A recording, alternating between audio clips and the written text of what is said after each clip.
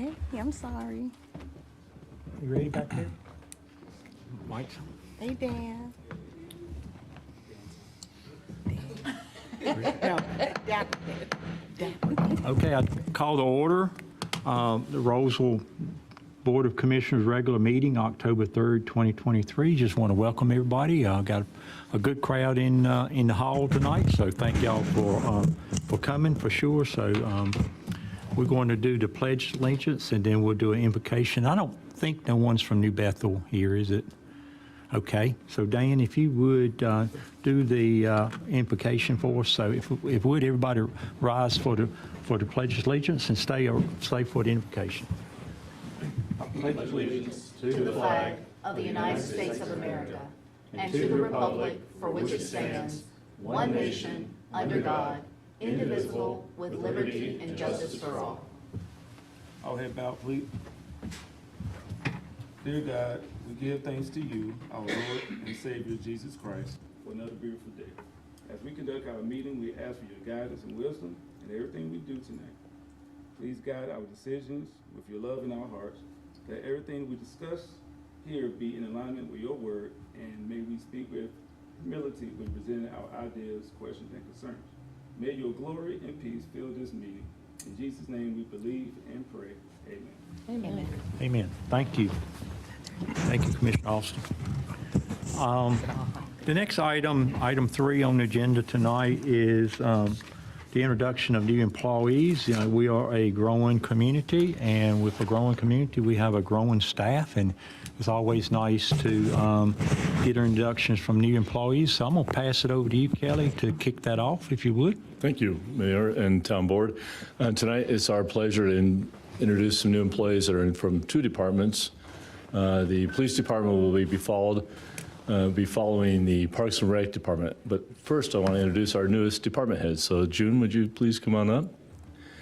So June Green is our new Parks and Recreation department head director. And June has been with us for about 6 weeks, I believe now. And most recently was a Parks and Rec director for Franklin County for about 14 years. Is that right, June? Thereabouts? As director 14, but department 17. Recreation director 14 and department for 17. June brings a lot of good knowledge, experience, and really some good contacts within this region. So we're very pleased when June expressed interest, and he went through an interview process where we interviewed, I think, about 6 candidates, and then June was the top candidate selected by a wide group of people. And so we're very pleased to introduce June. So June, thank you very much for coming. And I'm going to turn over to June to introduce his newest employees in the Parks and Rec department. Well, as y'all know, the Parks and Rec department. You has turn up the actually- mic, Robin? Oh, I'm sorry. Yep, Is it there on? you go. You pull it up.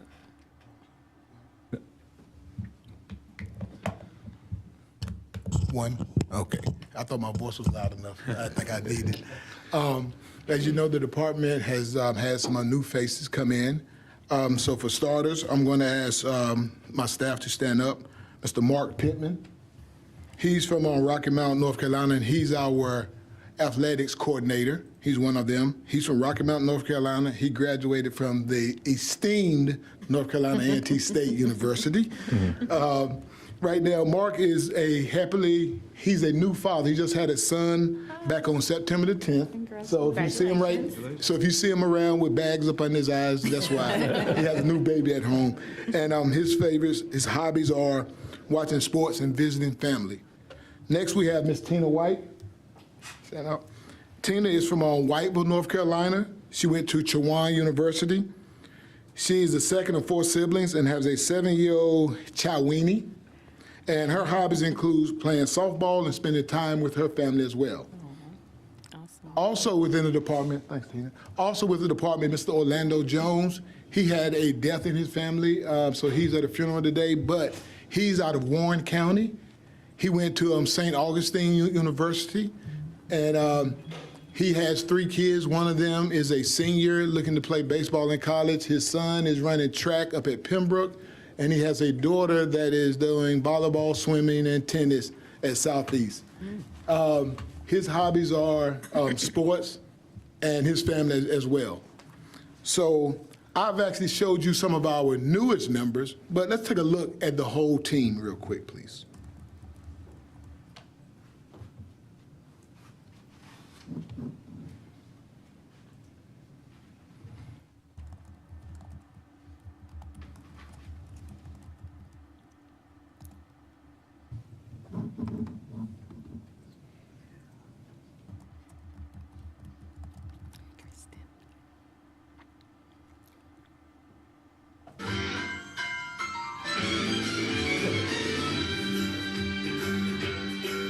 It's a rare condition this day and age.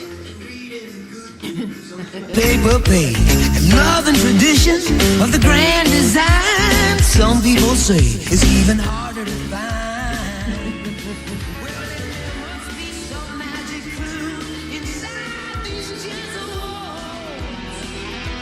'Cause all I see is a tower of dreams. Real love bursting at every seam.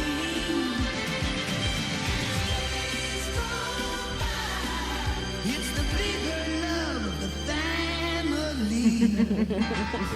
I love it. Oh, that's cute. Oh, that was Oh, that was good.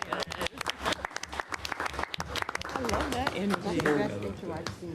So, and also I must give credit to Lindsay. She's over communications here. She's the one who helped put us all that together. And so without her, none of this would have been able to do. But I just thought I'd just give y'all a look at what our department looks like now.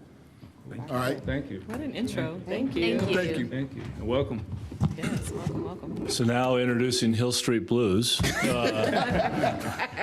Chief Simmons, want to come on up and introduce your two new officers? Now, that's going to be hard to follow.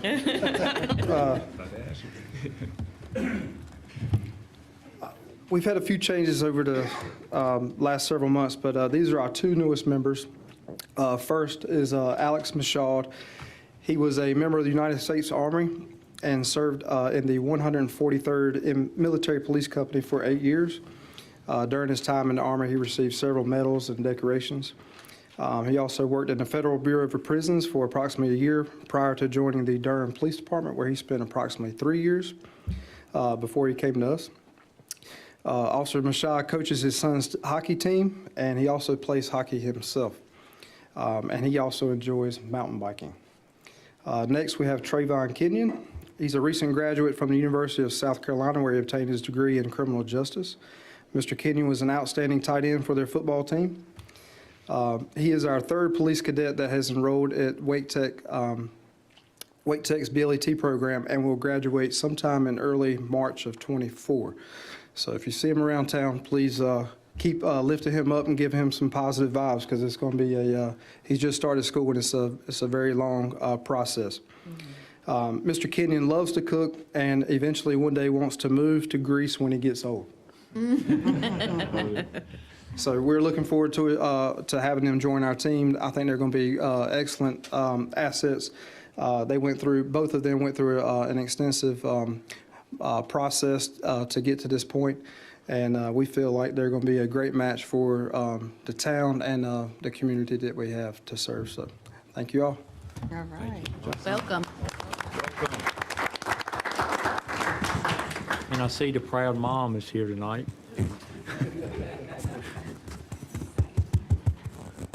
Anything else, Kelly? That's it. All right. Well, good. Great. Next item, I do have a proclamation. This is a proclamation entitled Community Planning Month. So I'll read this. This is pretty important. I mean, I know the planning group in our town is very important. As a growing town, we couldn't survive without one. So it's very important. As the rest of them, I mean, we just talked about the police and the rec department, all of those things is important, but planning is a chance that we get to recognize this month.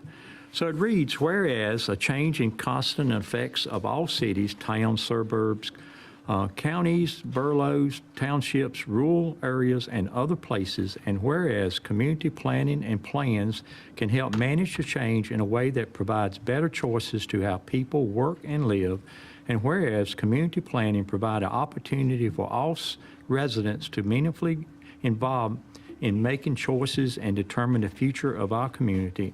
And whereas future benefits of planning requires public officials and citizens who understand, support, and demand excellence in planning and plan implementation. And whereas the month of October is designated as National Community Planning Month throughout the United States of America and territories, and whereas American Planning Association endorsed the National Community Planning Month as an opportunity to highlight how planning is essential to recovery and how planners can lead the communities to equitable, resilient, and long-lasting recovery. And whereas the celebration of National Community Planning Month gives us opportunity to public recognize and participation and dedication of members of the Planning Commission and other citizen planners who have contributed to their time and expertise to the improvement of the town of Rolesville. And whereas we recognize that many valuable contributions made by professional, community, and regional planners of the town of Rolesville, and extend our heartfelt thanks for the continued excellence into public service by these professionals. Now, therefore, to it resolved that the month of October 2022 is hereby designated as Community Planning Month in the town of Rolesville in conjunction with the celebration of National Community Planning Month. So thank you. I don't think Meredith is here tonight, but Mike, thank you. You guys do a great job. Appreciate that. Thank you, department, for us, if you would, on behalf of the town. I appreciate all you do. Board, any comments on this proclamation? All right. Well, thank you. Appreciate that. Thanks a lot. Next item is review of the agenda by the board. So the board has reviewed the agenda. Is there any comments, changes, or additions? If not, I will entertain a motion to proceed and approve the agenda for tonight. So moved. Okay, I've got a motion and a second. Any other discussion? If not, all in favor say aye. Aye. Any opposed? Not hearing any. Thank you, board. Consent agenda.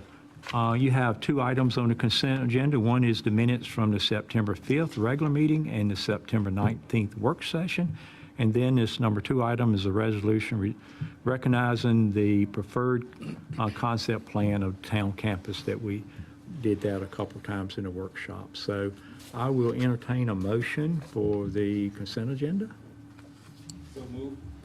To approve? I'll second. Okay, I got a motion to approve and a second. Any other discussion? Not hearing any. All in favor say aye. Aye. Any opposed? All right. Moving along, the next item is public is invited to be heard at this time. So do we have any sign-ups? All right, we do have 2. So I'm gonna ask really, and board help me with this. We got a pretty robust agenda and also a lot of items. I'm going to ask just everybody to be sure if you're speaking tonight here or at the public hearing to limit to 3 minutes, and we're going to try to do that tonight. So Betty Freeman is the first one. Betty, you want to come up? Good to see you. Hope you're doing well. Come up and 3-minute public comment. About a week ago, we experienced some trespassers on our property, 3 bikers on dirt bikes and 3 on 4-wheelers. And eventually got off the property, went out to the intersection of Jones Dairy and Averett Road, and the Rolesville police came and talked to them for almost 30 minutes. During that time, we sat and watched everything going on, and at the end, one of the police officers was the closest to us. I asked him to come over, and I asked him a question, and I'm amazed at the answer I got, because I cannot believe that a police officer does this. Neither one of them, according to him, asked the names of those people or where they were from. So you just accept that they're people and that's it? You don't ask them what their names are? And You've been told through dispatch that they're breaking the law. The Sheriff's Department got there about 30 minutes later, and they were shocked that we have no names who did the damage on our farm. And there is damage.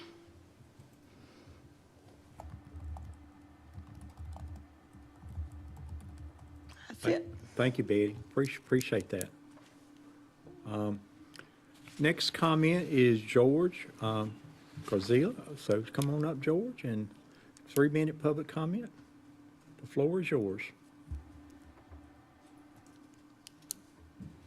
I'm George Garcia, 524 Averett Road. I just have a couple of questions. Who sets the physical standards for police officers in this city? I know that there's some standards statewide, but specifically, when you all hire someone, are they being properly screened? I see that back in 2018, 17-18, I witnessed an officer who was visually impaired carrying a shotgun on West Young Street. They were in pursuit of someone who was armed, and that's a threat to the public if someone doesn't have the proper perception, okay? I've been exposed to that before, and I had people working for me, law enforcement working for me before. Okay? The other thing is, who determines the budget, police budget? I see in front of our house a couple of weeks ago, there were 8 officers, 3 or 4 vehicles sitting around there, and that's pretty expensive. And the same thing, I saw them over at the Sales Academy car show. There were police officers there, and the fire department was there too. Who is here taking account for the taxpayers? The money that they put down, and no one is finding out what's going on, okay? The other thing, I do appreciate you mentioning about the political donations, and I did look into it. 3 of the folks that are running, I think, don't have that much records of any donations to their campaign, but I know that the North Carolina Realtors Political Action likes you very much.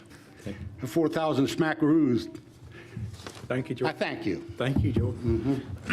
Yeah, I think I understood 2 questions from George. One was who sets the standard for police officers, and Kelly, the other one was who determines the police budget.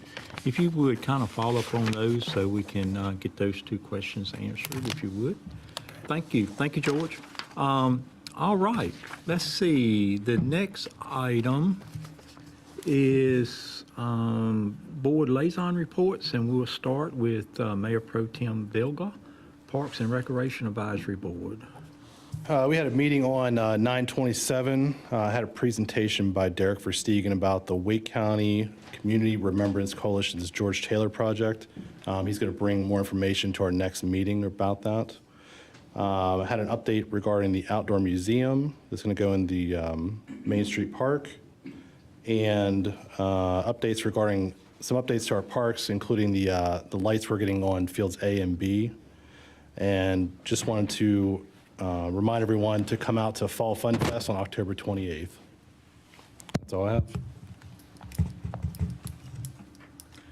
Yeah, let's just put a big plug in for Fall Fun Fest. I think it's a big event. What do we anticipate number of people there? You're not even gonna take a guess? Is it 5,000, 6,000? We don't really Yeah, that's a anticipate. lot. I mean, they have like upwards of 100 vendors, so I know there's a ton of people that come to that. So It's a big event, Yeah. so we got room for a few more. So if you out there, if you're thinking about an event to go through to right before the October holiday of, what do we call it? Halloween, I think. If you're looking for an event to come to, this is a perfect one. There'll be a lot of people there, a lot of fun. I think the time is 10 to 5. 10 to 5? 10 to 5. 10 to 5 is the time. So big plug there. Thank you for bringing that up, Paul. Appreciate that. Commissioner Sutton, Economic Development. I'm going to try to be brief tonight. I do have a little cough still, so bear with me. I just want to highlight some of the commercial development that's happening in Rolesville, which we very much need, with our tax base still being about 90% residential. So we very much need it. So I just want to point out that Cobblestone at Main and Young is moving along nicely. There's 3 apartment complexes up. When I say up, they're not completely up, but the walls are up. And one actually has paint and stone on it.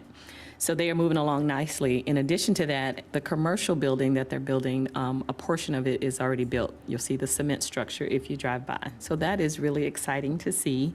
And I know they're trying to move fast with the weather as we come upon winter. So I'm glad to see they're moving along. Also wanted to mention Carlton Point Townhomes off Jonesville Road near the ABC store is also moving along. I drove through there today. I drive by there often. And I think they're slated to be 54 or 58, around 60 townhomes total. And they're almost halfway done. And I want to give a shout out for those of you who might attend Parade of Homes. One of those townhomes is a Parade of Homes. So go check it out if you have time to do it. And Parade of Homes started last weekend, it's this weekend, and it continues till next weekend. So go check out that townhouse in Rolesville. Also, I'm happy to report that we did select an affordable housing plan vendor who's going to do our affordable housing plan for us. I think last month I mentioned that we were debating between 2. We selected a firm called TPMA that's going to do the plan for us, and we'll be working on that in the coming weeks and bringing that back forward to you. So I'm excited about that. And then just a quick shout out with the chamber events. I know last week they had their golf tournament at Heritage. I heard it was successful. That's very exciting. And today there was a ribbon cutting for the Northeast Backpack Buddies. So that's exciting as well that we're continuing that program because it's very needed. And Michelle will probably have to help me on this. Upcoming or in process is Launch Rolesville, our entrepreneur program that we have here. And I think it lasts like 8 weeks. Is it 8 weeks? No, it's longer, but I don't remember. Okay, so 8 to 10 weeks, and I think they graduate coming up in November. So that's very exciting, creating our own entrepreneurs right here in town. And I just want to give a shout out because I wasn't able to attend. I've been under the weather for the past month, but the police department held their National Night Out last week as well. So wanted to shout that out because I've seen a lot of media reports about others that are having theirs this week, but we did ours last week. So thank you to our wonderful police department for that. And that's all I have. Thank you. Great report. Just to echo and a little extra shout out for Launch Rolesville. Yes. You know, that's a really great program. And for people that may not understand just by the title exactly what it is, it's really a program that takes about 15 or 16 people per year, which is a limited number of people because everybody, a lot more people than 15 or 16 wants to do it, I think. And they teach you about business. If you ever want to have a small business or something, they really teach you how to do that, how to do everything to start a business, which is a really good program. And we got several people that has successfully went through the program and started business. Sitting beside one right here, you know, Michelle went through it and opened her business, Arise, from that program. So It was hard. It made me cry many nights. but Great program. if you're out there listening and you ever thought about having a business, they will help you think about how to do that. So thank you for bringing that up. Appreciate it. I just want to shout out too the way that they do it. I went to the last one and they do like a Shark Tank style kind of round, and people can actually invest in the businesses that they see. So I thought that was really neat. So it really has leveled up since the beginning, and this is offered throughout the county. So every municipality, I think, now has this program. So it's an excellent program. So thank you for pointing that out. Yeah, thanks. And add to that, that is, it's a combination of the town, Wake Tech, Rotary, Chamber. and the Roseville Chamber. So all the efforts combined make that free program available to our citizens here. Oh, yeah, it's So, free. it's free. Did we say that? It's free. It's a free free. program. So it's a great program. Thank you. Or sponsored. Commissioner Austin, veterans, any report on? Yes. Well, I skipped, I'll come back. to you. Okay, that's fine. Yes, sir. Several things. Good evening, everyone. On 21st September 2023 at 1000 hours, I had a virtual meeting with Rolesville High School principal, two Wake County Public School senior administrators, and also the Navy Junior RTC Programs Operations Senior Program Analyst, which he's located in Great Lakes, to discuss bringing the Navy RTC to Rolesville. He informed us that there are currently no vacancies, but he did give us an alternative. This alternative is known as the Navy National Defense Cadet Corps, or referred as the NNDCC. It's a forerunner program for the Navy. Both programs strive for the same mission to instill ideas of leadership, character, honor, and service. And right now, they currently need 50 students, but it can get larger. And he said that they have openings and that the likelihood of getting approved is 100% only if they've received the application. Also, on September 21st at 1900 hours, had another virtual meeting, but this time with the office of Congresswoman Deborah Ross. This meeting was called Virtual Service Academy Day. Several Rolesville High School students attended, and they heard from the community members and representatives from the United States Air Force Academy, the Merchant Marine Academy, the Military Academy, Go Army, and the Navy Academy on what it's like to attend one of our nation's academies and what the process looked like from a congressional nomination from the Congresswoman. On 26 September, at 0830 hours, located at the town hall, had an in-person meeting with Lindsay Owens, and she assisted me with creating our first ever Facebook page for our veterans. This page is a private group, and it's called Rolesville's '(S) Veteran Group. And it's open to veterans and veterans only. But I'm not limited to Rolesville because we are trying to service the northeastern side of North Carolina that is always forgotten. Master Sergeant retired Jerry Madnam held the 4th Veterans Fellowship Breakfast on 27 September 2023 at 9:30 at IHOP in Knightdale. 12 veterans attended, and the next fellowship breakfast will be on 25 October. Same bat time, same bat channel. And then the next Coffee with a Veteran will be on October 21st, located at Arise. And that's the address, in case some don't know, is 300 Southtown Circle, located right here in Rolesville. And that is at 0900 hours. And sir, that will conclude my report. Thank you, Dan. Great. I have one question. Yeah. Yes. So is that Navy National Defense Cadet Corps program? Yes. Are they pushing that out to our students? Is Rolesville pushing that out to our students, or do you know? Yes, right now, that meeting, I actually got an email from Wake County today, and they're having that discussion, because what happens is, even though that all they have to do is put it in, because there's a need for it, this is a stepping stone, and if the program is successful, the likelihood of them getting a JRTC is there. But the school has to pay for that one teacher that they have a list of instructors that can come to them. But they said that this program across the nation, it is hard right now to get that RTC program inside the high school. So they came up with this alternative that works just like it, and actually no one would even know the difference. But it has been very successful. Very good, thank you.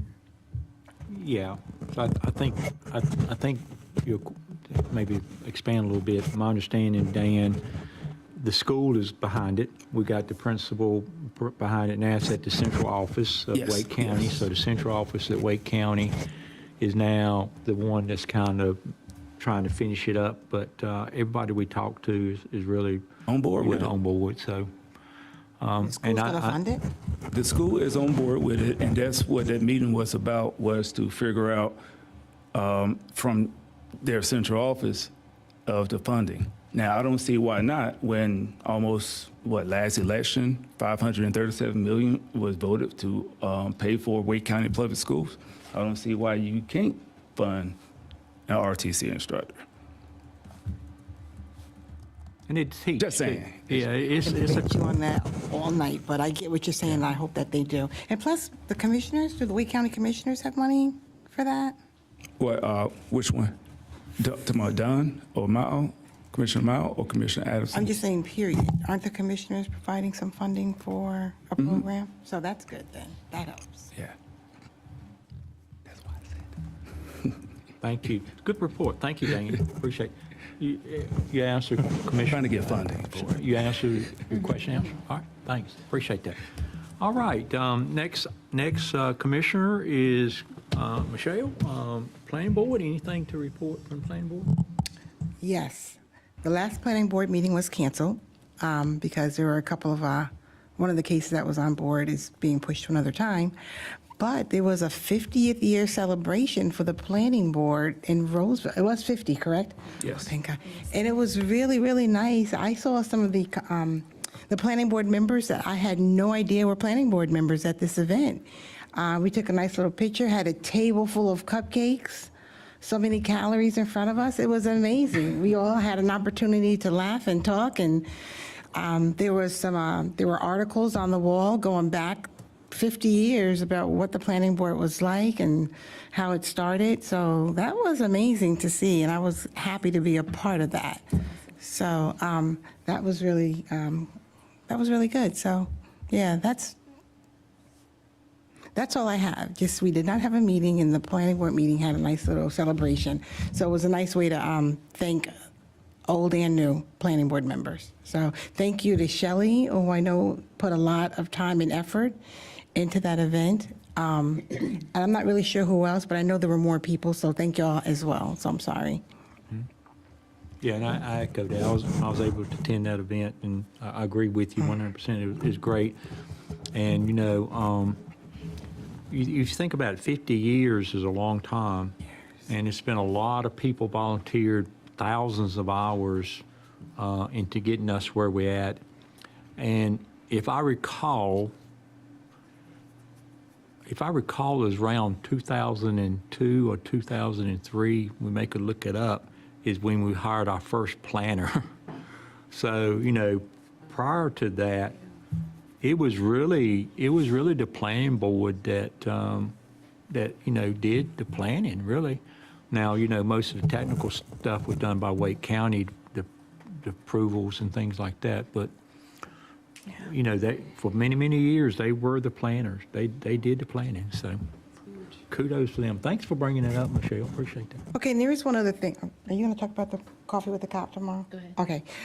Tomorrow, Chief Simmons is hosting a coffee with a cop.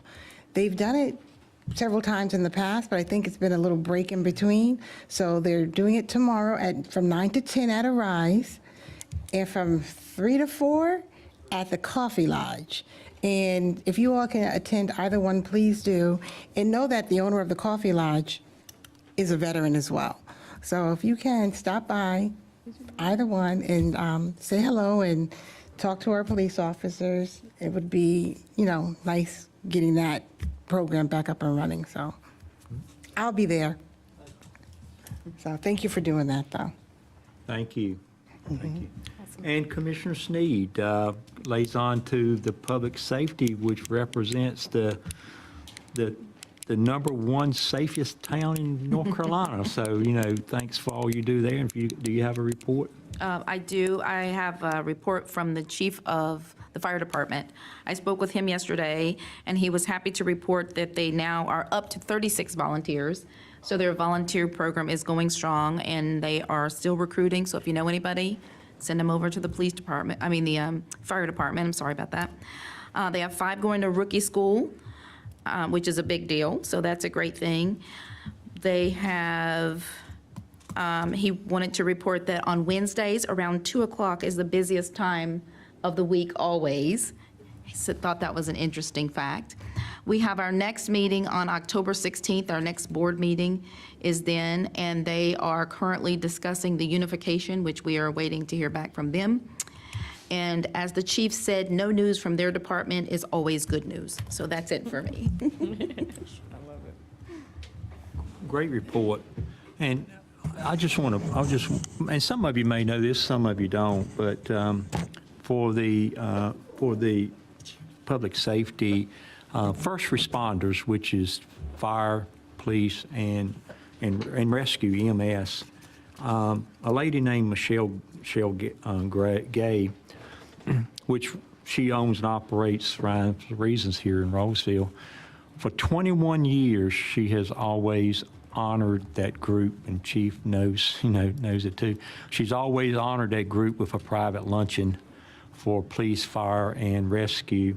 For 21 years, since 9/11, it has it around 9/11 date, and this past September was 9/11. And it's just amazing the community of people that supports our public safety and first responders and that type of thing. So just want to give a shout out to her, because she does that and no one knows about it. It's sort of like a private thing that she does for them, and it's really a neat thing. So with that, a lot of good stuff. Thank you, commissioners, for your reports. Appreciate that. A lot of information there. Now we'll talk to the staff a little bit. So our first one is Amy Stevens, our finance director. Come up and give us a report. Are we broke? Let's hope not. No, good evening, Mayor. Good evening, Commissioners. I think it has been a while since I've been up here, so it's good to see everyone. Give you a brief update tonight on how the town stands. At first, I thought, well, maybe I could just do this all in one slide, and I would just have a thumbs up emoji. So to answer your question, Mayor, I think we're doing okay right now, but we can dig into that just a little bit here. So first thing I want to talk to you about is the property tax. So this does represent almost 50% of your revenue for your operating departments. The bright yellow line shows where we are year to date. All of these charts are month by month, right? So we're comparing each month over a period of years. So as you can see, that yellow line is right where we would expect it to be at this point in the year. October, well, really November, is where all the mortgage companies make their property tax payment, so that's why we see that shoot up. Also, a lot of residents start coming in November, December, and paying their property tax bills as well. Just a good reminder why we always talk so much about fund balance or equity or savings, and why it's so important for a government unit to have a good fund balance in place, because we do rely on that to operate the first few months of every fiscal year. Your second largest source of operating revenue is the local option sales tax. This does have a 3-month lag in receipt. So we're just now getting the receipts from July, which is that bright yellow one. But most important thing is to look back over where we are. Slight increases year over year for each month, which is a good thing to see. Looks like we'll be hitting our budgetary targets. On the capital side of your revenues, this is where those street fees and park fees, these development fees, come into play. As you can see, the receipts for this vary wildly from year to year, from month to month. Totally depends on how development activity is. If there's a big commercial development that comes in, maybe apartments or retail commercial, you might see a spike. But again here, not seeing anything yet that would cause for any concern. On the expenditure side, looking at operating revenues, again, everybody's about where we expect them to be. Fire jumps out there a little bit. I did look into that. This chart reflects 2 months. We haven't updated this yet for September. It's a little too early in October to do that just yet. But looked at fire, and actually it's a check dating issue. So that actually represents 3 months of fire expenditures. We got the September check dated for August 30th, so just got a little jump on that one. But otherwise, all the departments are where we would expect them to be. On the capital expenditure side, and revenue side, I did want to take just a minute to talk about the Main Street LAT project. If you look at the total expenditures for this project, this is a $23.5 million project, design, construction. It is by far the largest project that this town has ever taken on. And one of our concerns with this is we wanted to make sure we had appropriate cash flow, because we have to make the expenditures up front, and then we get reimbursements from the federal grant. And so we have had, it has been all hands on deck, a full team effort, Assistant Town Manager Marsh, Community and Economic Development Manager McFarland, myself, Town Manager, all working together to make sure that we're getting this in place.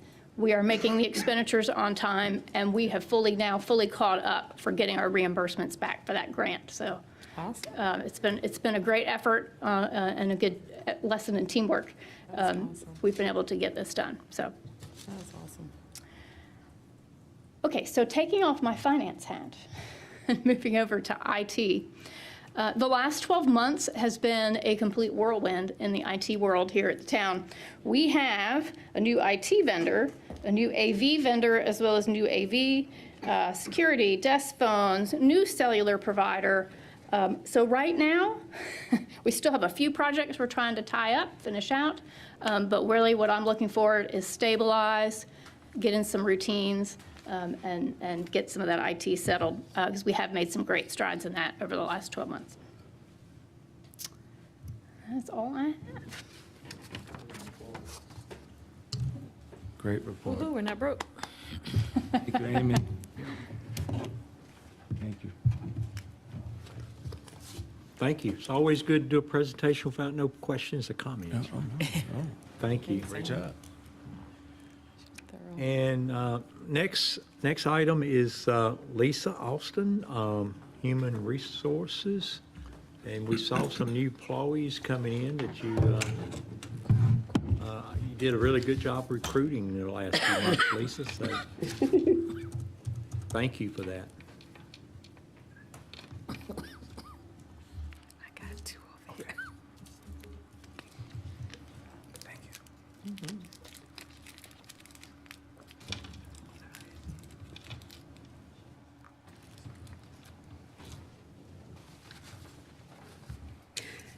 Good evening, Mayor, Commissioners. Ordinarily, when I stand before you, I give you HR data and statistics, whether it's turnover rate or the ratio between the number of people who actually look at our vacancy announcements and the actual applications that we receive. But I always find that to be challenging because I tend to lean more towards the human side of human resources, and that's a little bit hard to measure. But that's not to say that the data and the statistics are not important, because they are, because they actually represent the beginning of the experience of working with the town of Rolesville. And we do try to create an experience for anyone who works here. But if we look at creating an experience, that means it takes work. That work is laying the foundation. That work is creating the framework for whatever we're trying to build. And that's what we are actually trying to do with the employees that we have, because we want to create that experience and not just have people look at coming to work as a job. Now, as I said, creating that experience takes work. We're under construction. If you go either direction on Main Street, what do you see? Construction. If you go either direction on Young, what do you see? Construction. When we finally break ground on the new town campus, and I'm not sure if that's the correct picture, but when we finally do break ground on the new town campus, that's going to mean more construction. But construction is a great thing because construction indicates growth, and we're definitely growing. And the town government is no exception to that. We're growing as well. We're under construction. We are trying to create an atmosphere, a culture that is conducive to attracting and retaining those stellar employees that we talk so often about. we have to start by focusing on the foundation. Now, if that foundation isn't strong, if it isn't level, anything we try to build on that foundation, it's going to lean, it's going to crack, it could possibly crumble. So that's why the foundation of any organization is very, very important. How do we build that solid foundation? Brick by brick, one brick at a time. What we're trying to do right now is look at ourselves as an organization. And we have to take an honest look at ourselves as an organization. We have to look at ourselves without those filters that everybody uses. We have to look at ourselves with clarity and with intention. Now, that all starts with our leadership team. I always say that leadership team is the linchpin to any effective organization. And that holds true with us as well. Now, when I say leadership, there are formal leaders who may be department heads or supervisors, but there are also informal leaders. And those are those employees who may not hold the title of supervisor, but they step up to the plate and make sure things get done effectively and make sure that everybody is involved in the process. So last week, we had a leadership training. It was 2 days, and 12 of us participated in the training, both formal and informal leaders. And we looked at an effective team. We looked at the effective side, which is the organization and the output. We also looked at the healthy side, which refers more to the individuals, the employees who come to work every day to serve the citizens of Rolesville. We did that by doing a self-assessment. We had to look at ourselves individually, and we looked at how influencing greatness in ourselves played into influencing greatness in everybody else. We looked at the 3 realms of leadership: leading ourselves, leading the team, and leading the culture that we're trying to build. Now, since so many of our employees are housed here in Town Hall, and we work very, very closely every day, we also did a DISC assessment. I'm sure most of you have heard of that. And that looks at personality indicators, because the way we interact and communicate with each other is very, very important for the organization, because we are the administrative branch. Again, another self-assessment. We answered questions that gave us insights into our own individual personalities. We found out whether we are dominant, influencing, steady, or compliant. And over the next couple of weeks, Kelly and I, we're going to sit down and we're going to talk about the results of the leadership training as well as the results of the DISC assessments to see if we can plot the most effective course of action from this point forward. Because as I said, building that foundation is very important, and we want to build a foundation that fosters and facilitates and embraces professional development, a healthy work-life balance, and organizational excellence. And I think by learning who we are and why we do what we do, why we function the way we function, then we can show up at the Public Works building. We can show up at the police department. We can show up at Town Hall as those individual bricks who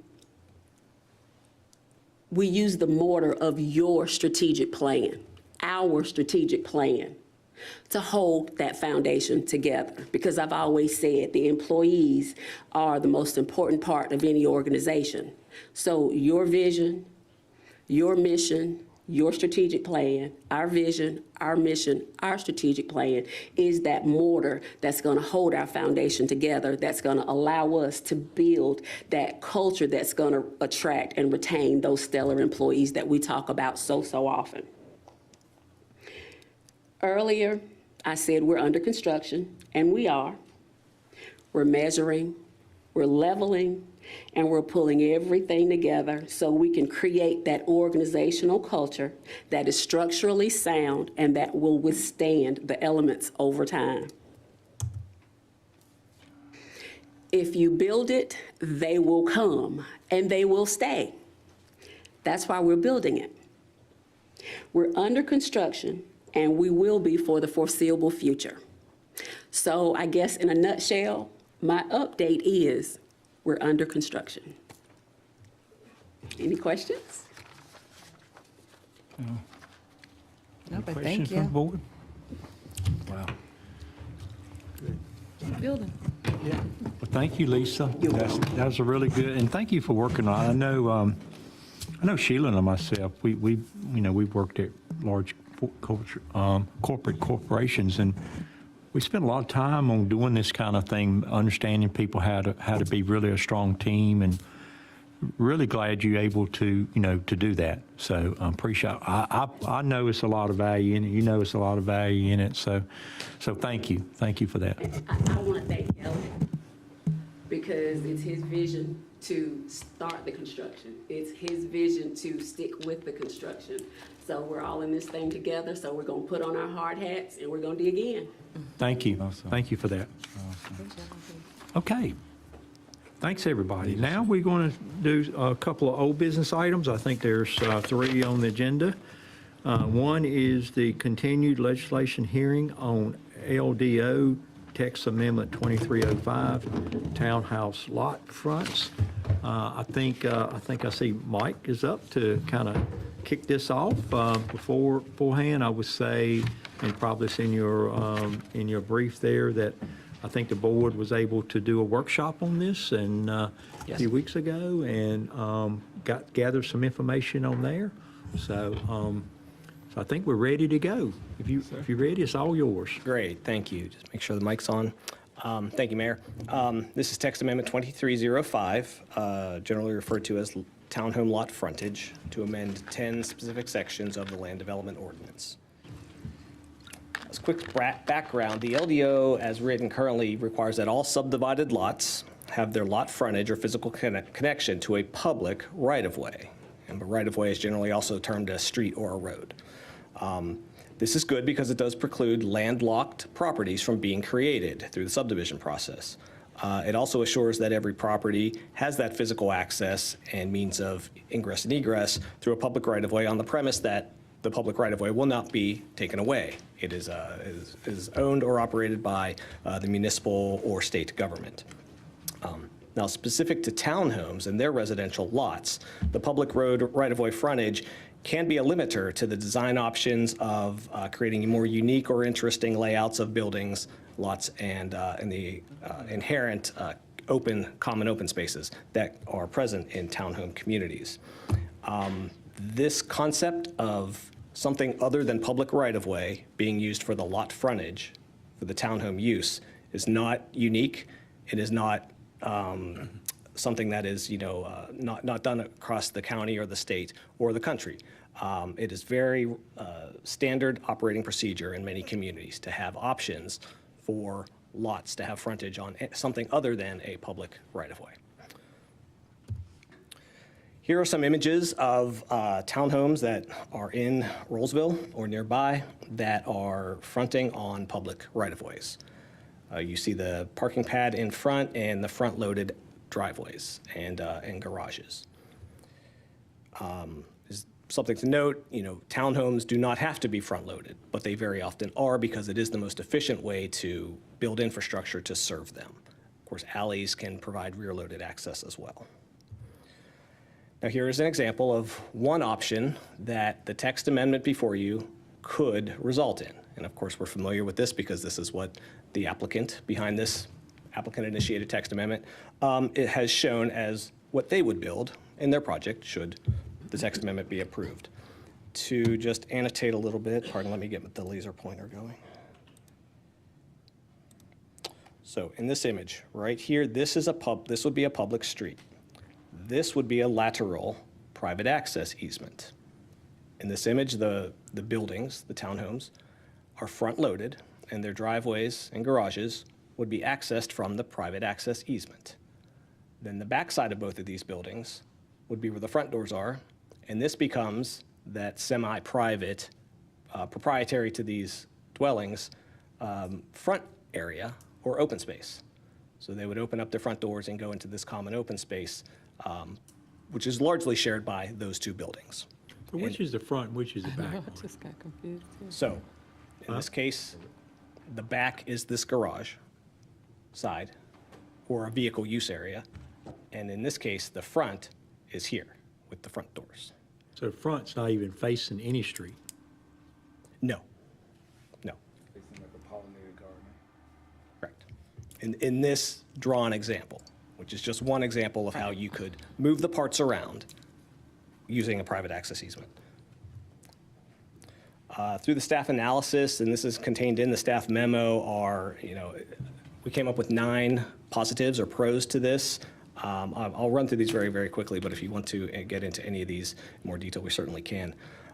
They're just generally more design options for orienting buildings when you're not driven by, I have to build a public street and I have to make that lot front that public street with a minimum lot width perpendicular to that street. It reduces the curb cuts onto public streets. As those examples shown, the curb cuts can be onto a private access easement, and then that public street can be free for vehicular traffic and or parallel parking. It creates residential common spaces that, again, are not conventional in townhome communities when you're driven by public streets, lots fronting them, front doors and or driveways, and garages facing that public street. The common areas tend to be splintered and very linear and surrounding the buildings rather than nice, larger areas for actual practical use. It does reduce vehicle pedestrian conflicts on those public streets because, again, you do not have consecutive driveway cuts onto a public street. They are couched onto that private access easement, which is traveled at a much, much lower speed, obviously. You're practically turning into your driveway when you leave the public street into the private access easement, and then you turn into your driveway. This improves the public street perspective. So instead of a propensity of garage doors and driveways facing the public street, you can have the side view of townhome buildings, and then that also leaves more planting areas along that public street for things like street trees or other landscapings. It provides the opportunity for parallel parking along that public street when, again, the propensity of driveway cuts would not leave the area physically for cars, because a typical parallel parking spaces is 20 foot in length. And when you're lining up townhome units that are 20 foot in length and their parking pads are anywhere between 10 and 20 feet wide, there's nowhere to park on that street in front of your townhome. And finally, it does increase public street safety, as if on-street parallel parking were put onto those public streets that are no longer loaded with the driveway accesses. Parallel parking is a traffic calming technique that is a proven fact that it slows the traffic on that public street when there are cars parked on the sides of that. Here are some images. Again, what under the LDO currently a developer could build townhomes. Not that there's anything wrong with this per se, but this is generally what you get: a public street, curb cuts, repeated very, very closely together, garage doors, and as we talked at the work session, this is where garbage cans do go once a week. Then in this image, again, clarifying what are the public streets. This would be a public street, and this would be a public street, and then that would be a private access easement. Sorry. That would be a private access easement there. That would be the two buildings facing one another. That would be another private access easement there for that, and so on. So this is a public street, and then this is a public street. And here's an image. This would be the sidewalk. This would be the public street. This would be the sidewalk. And this would be the side view of townhome buildings. So instead of, again, lots of garage doors and driveways, you would see the side of this. And of course, this is just one image of what could be built. That is not to say that standards such as these windows, et cetera, are required in the LDO. Michael, can you go one picture back before that last picture? I have a question, because I was going to ask it earlier and then I stopped. Do you see where the truck is parked behind that white car? Yes. So do our standards now not allow that? Because what stops people from doing that? Well, This is the applicant's drawing. They might know differently. So I see a stop bar here. So, and that looks like a stop sign. So I'm taking that truck being there, stopped at a stop sign, ready to turn right, straight. Right, but my question is, because I've been to other townhome communities and there's cars parked everywhere. Like, couldn't hardly turn around and get out. Like, not in Rolesville, in Raleigh. Sure. So my question is, do we have anything on our books that prevents people from, if it's my guest, from blocking the driveway? Because we could still end up with the same issue. That's my concern.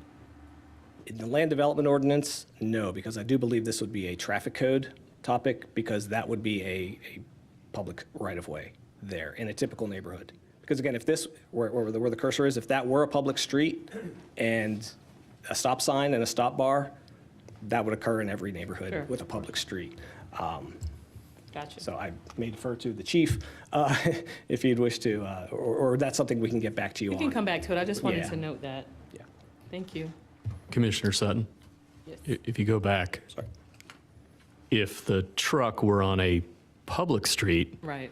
it would be too close to the intersection to be legally parked.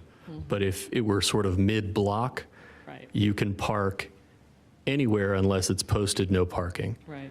As to private streets, that'll be governed by the private restrictive covenants that each developer imposes in their particular neighborhood. Okay, thank you. Thank you. HOA group. The next few slides are the red line version of the text amendment, which is an attachment to your staff report. I can go through these in detail, or I can kind of skim through these. I do know the applicant has these in their presentation as well. So, but again, through our 2 meetings so far, we have not really gotten into the exact language of the text amendment.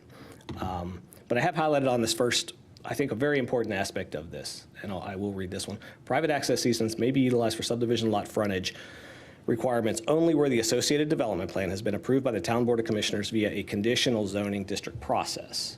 So this is not, if this text amendment gets approved, it's not a by right tool that the next developer can come in, has zoning for townhomes, can submit a subdivision plan, and use private access easements. They have to come through the rezoning process, through the town board, show the intent to use it, how they're going to use it, because a concept plan generally comes with a conditional zoning, and the town board gets to approve, comment, suggest conditions of approval, et cetera.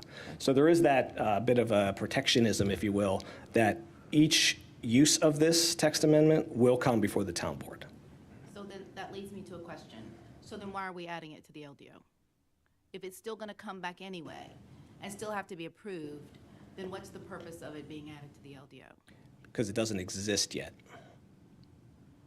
So without it, they could still come for conditional zoning? Every developer, Private streets are not permitted in the town of Rolesville right now, and the board could not unilaterally make it legal. Okay.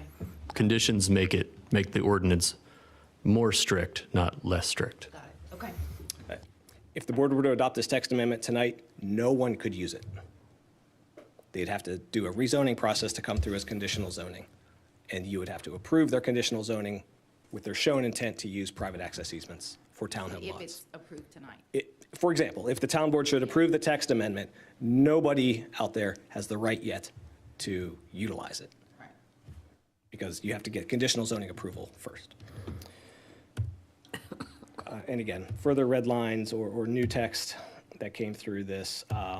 Again, as staff reviewed the applicant's original submittal, we found, again, other places throughout the code where small numbers of words like comma, private access easement designed for vehicular access needed to be added because it was silent to this, because the whole topic of private access easements did not exist in the LDO. Jumping to the planning board recommendation, this was presented to the board in July. They did recommend approval on a 3-to-1 vote with the commentary to continue to discuss the topic of the length. What would be that maximum length? And I think there's been some information shared about that. Generally, the answer is the maximum length is governed the same as a public right-of-way street would, which is driven by the length of a block. And a block is a piece of land fronting on a public street. And that dimension is 1,200 foot, and that is already in the LDO. 1,200. 1,200 feet, yes, ma'am. The staff recommendation, first, just want to make it very, very clear, the staff does support this amendment as is being proposed. The TRC staff reviewed the text amendment, worked very closely with the developer. Again, if you look at the 10 points or sections of the LDO being amended, the applicant came up with the first 2, which were the most important. Staff reviewed and came up with the final 8. The applicant clearly accepts it, and this recommendation from staff only comes with all 10 pieces of the amendment. So to make that very, very clear. So staff is recommending approval of this text amendment to the 10 sections of the LDO, and we have a motion here for your enjoyment tonight. The applicant does have a presentation ready, and if you'd like to do any questions or answers now, or just move to the applicant. I have a question because you said it lessens the curb cuts. I don't know that I agree with that. Because when I look at, and maybe picture. I'm looking at it wrong, I see just as many curb cuts as you showed that other street. Curb cuts on a public street. Right, but this is a private easement access, right? It's still a lot of cuts. I don't know Well, that your number 2. Every home is going to have a driveway cut. It's where do you locate it? Right. Do you locate it on a public street, or do you allow it to be on a Right, private and access this, easement? the only difference is that the cans would not be pulled to that street. They would be pulled to the public street. That, to me, is the only difference. Otherwise, you still got the same curb cuts. I think the solid waste pickup question is exactly that, is still a question. I think when every project goes through subdivision, GFL, who's the vendor in Rolesville, would be asked to look at this, because it's a little bit different, right? And say, where would the truck go? Would the truck go down that street, or would it not? The street being the access easement. So would people bring them out to the end of their driveway, like we all normally do? Or would they have to bring them up to the public street, like we talked about at the work session, where you might have, again, 8 people's garbage cans line by line? I think that's a neighborhood by neighborhood consideration that the vendor would determine. I think it just makes the public street a little cleaner looking. But on the backside, that's where all the. You got to be able to get down there, though. It's the whole issue. Yeah. If you're going to do that. Easy. And if I can remind, the images that we've seen are just one Proposal. developer's proposal to use this.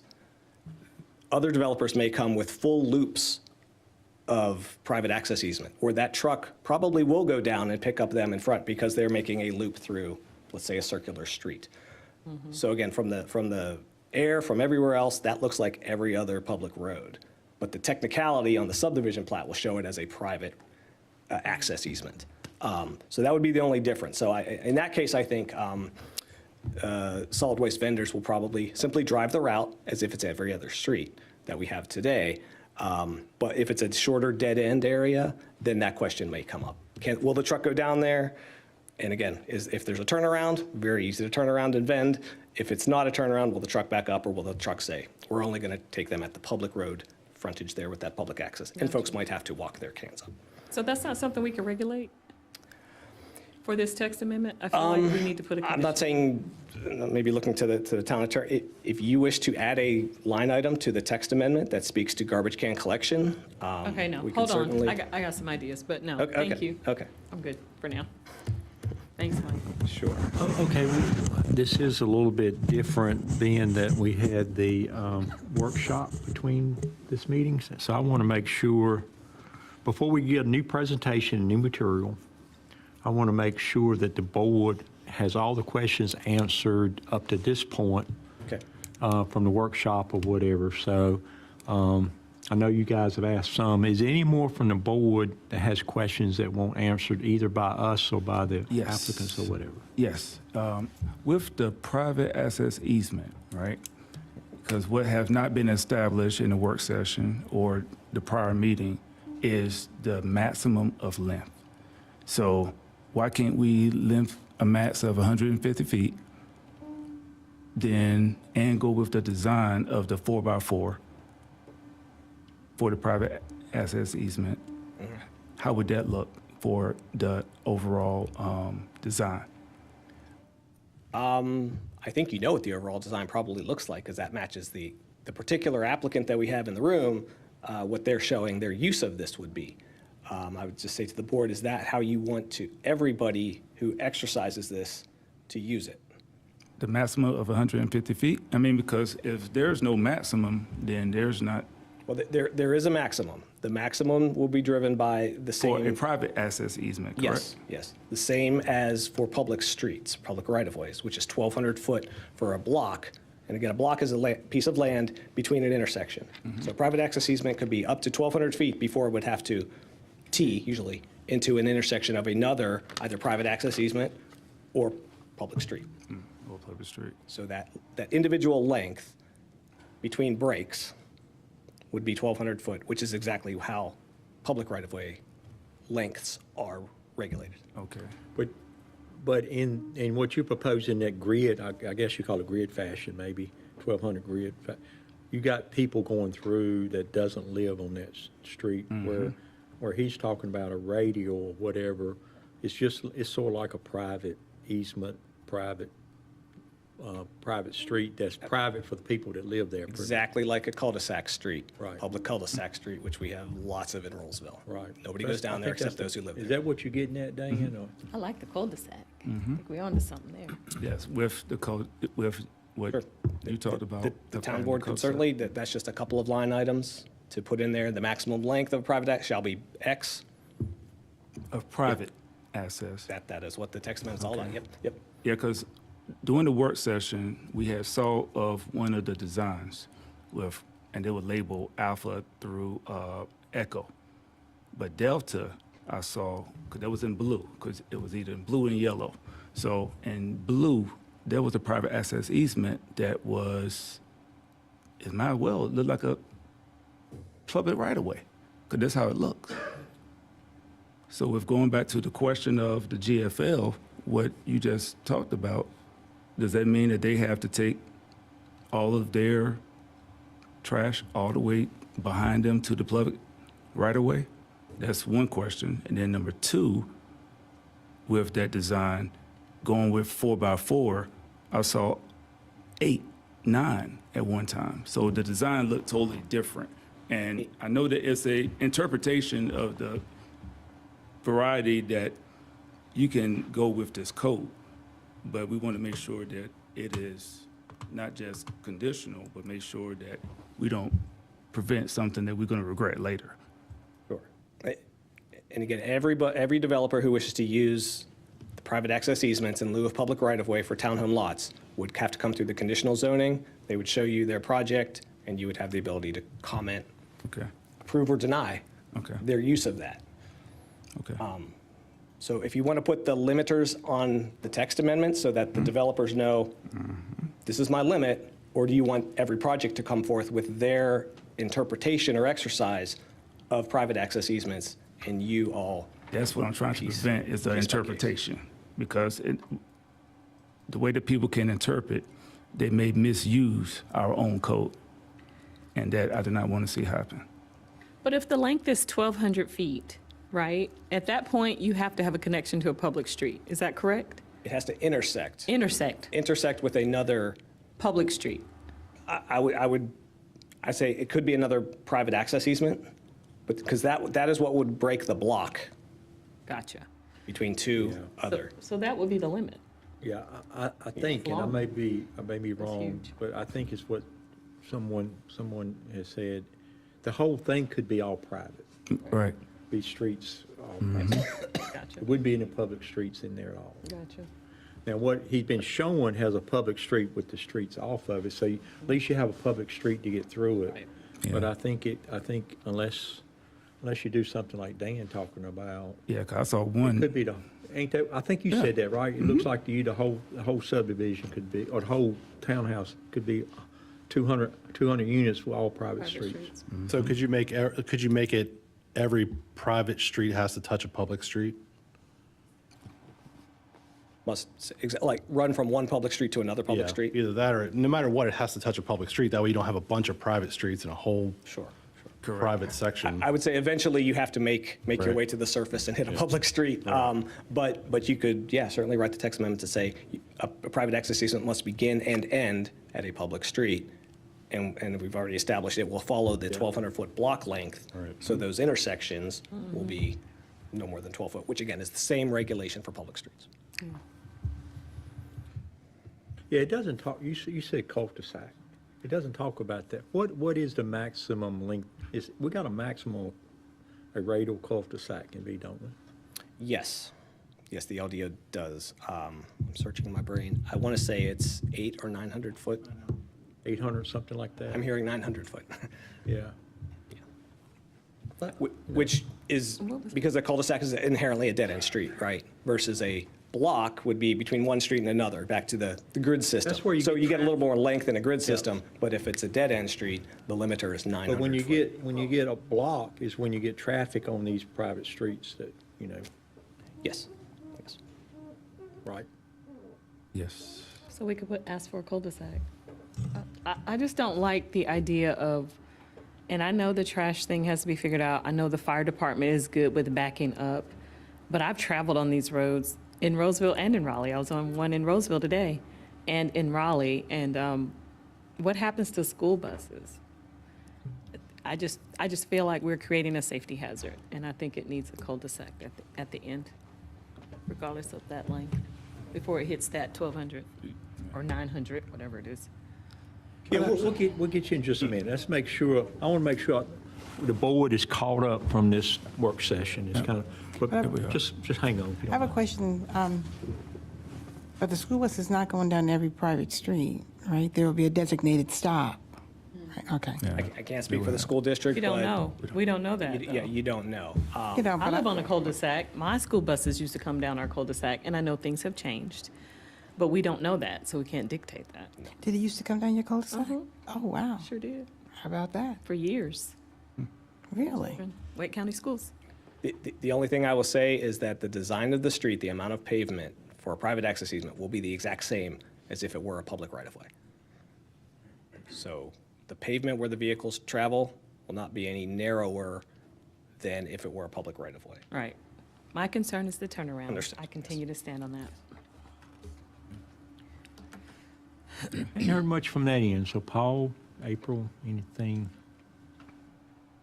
So right now, we are approving whether to add this to our LDO.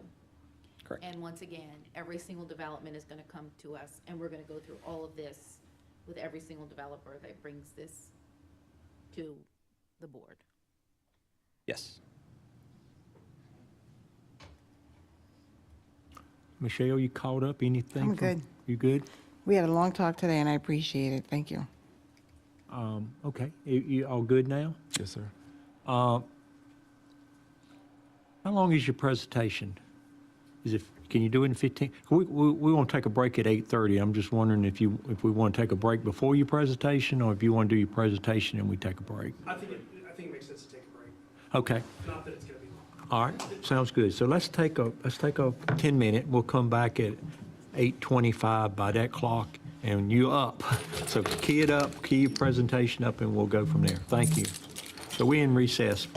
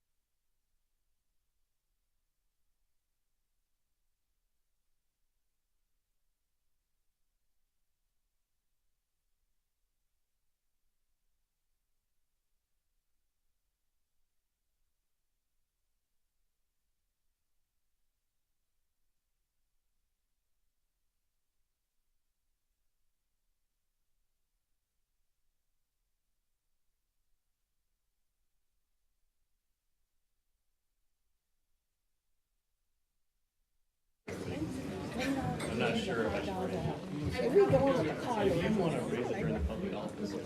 gonna be delish.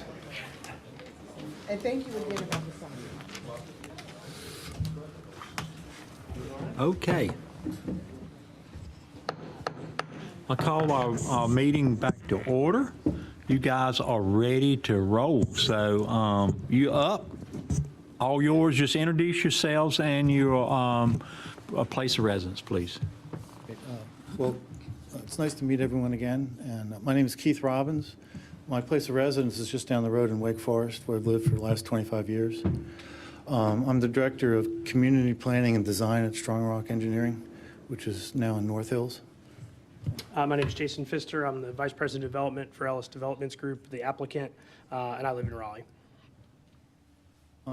Actually, our slideshow is exactly the same as the work session, and so... Some of the the renderings have been updated. Like I said, I got them back, and I think I've shown them to some of you, so we can go through those.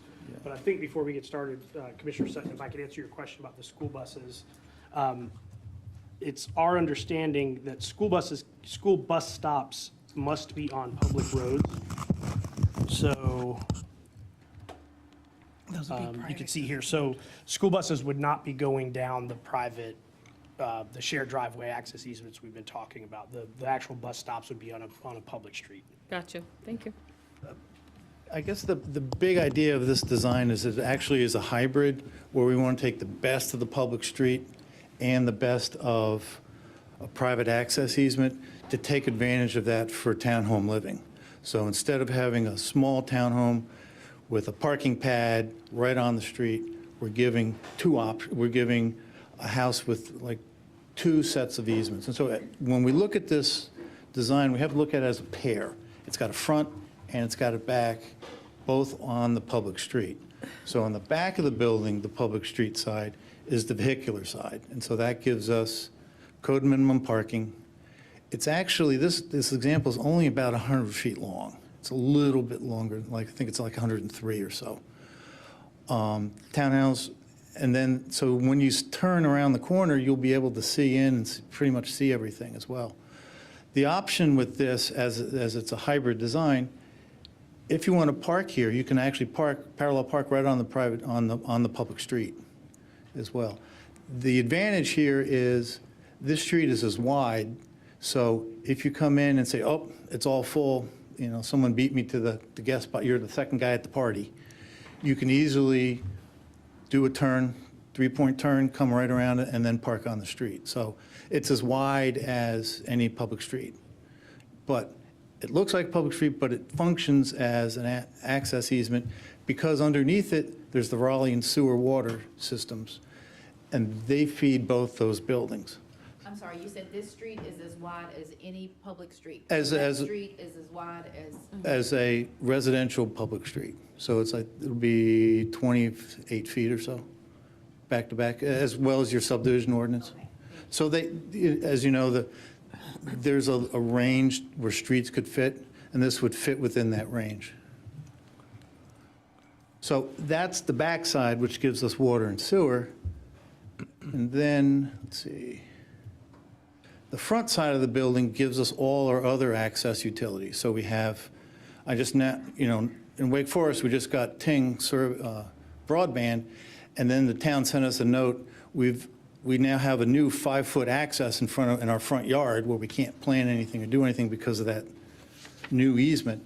That easement is taken care of here, where we have our stormwater easement down the middle, and then all our gas, utility, electric, and now broadband easements would be here in the pedestrian area feeding all these lots. So the goal here is to make sure that we have complete utility access to every unit in a way that creates a positive environment for people. So within this pedestrian park, underneath it is where all the cable and your gas lines are. So that's how this system works, always as a pair. We can't separate one out from the other. So that's what really separates this from things that you've seen in the past, if that helps.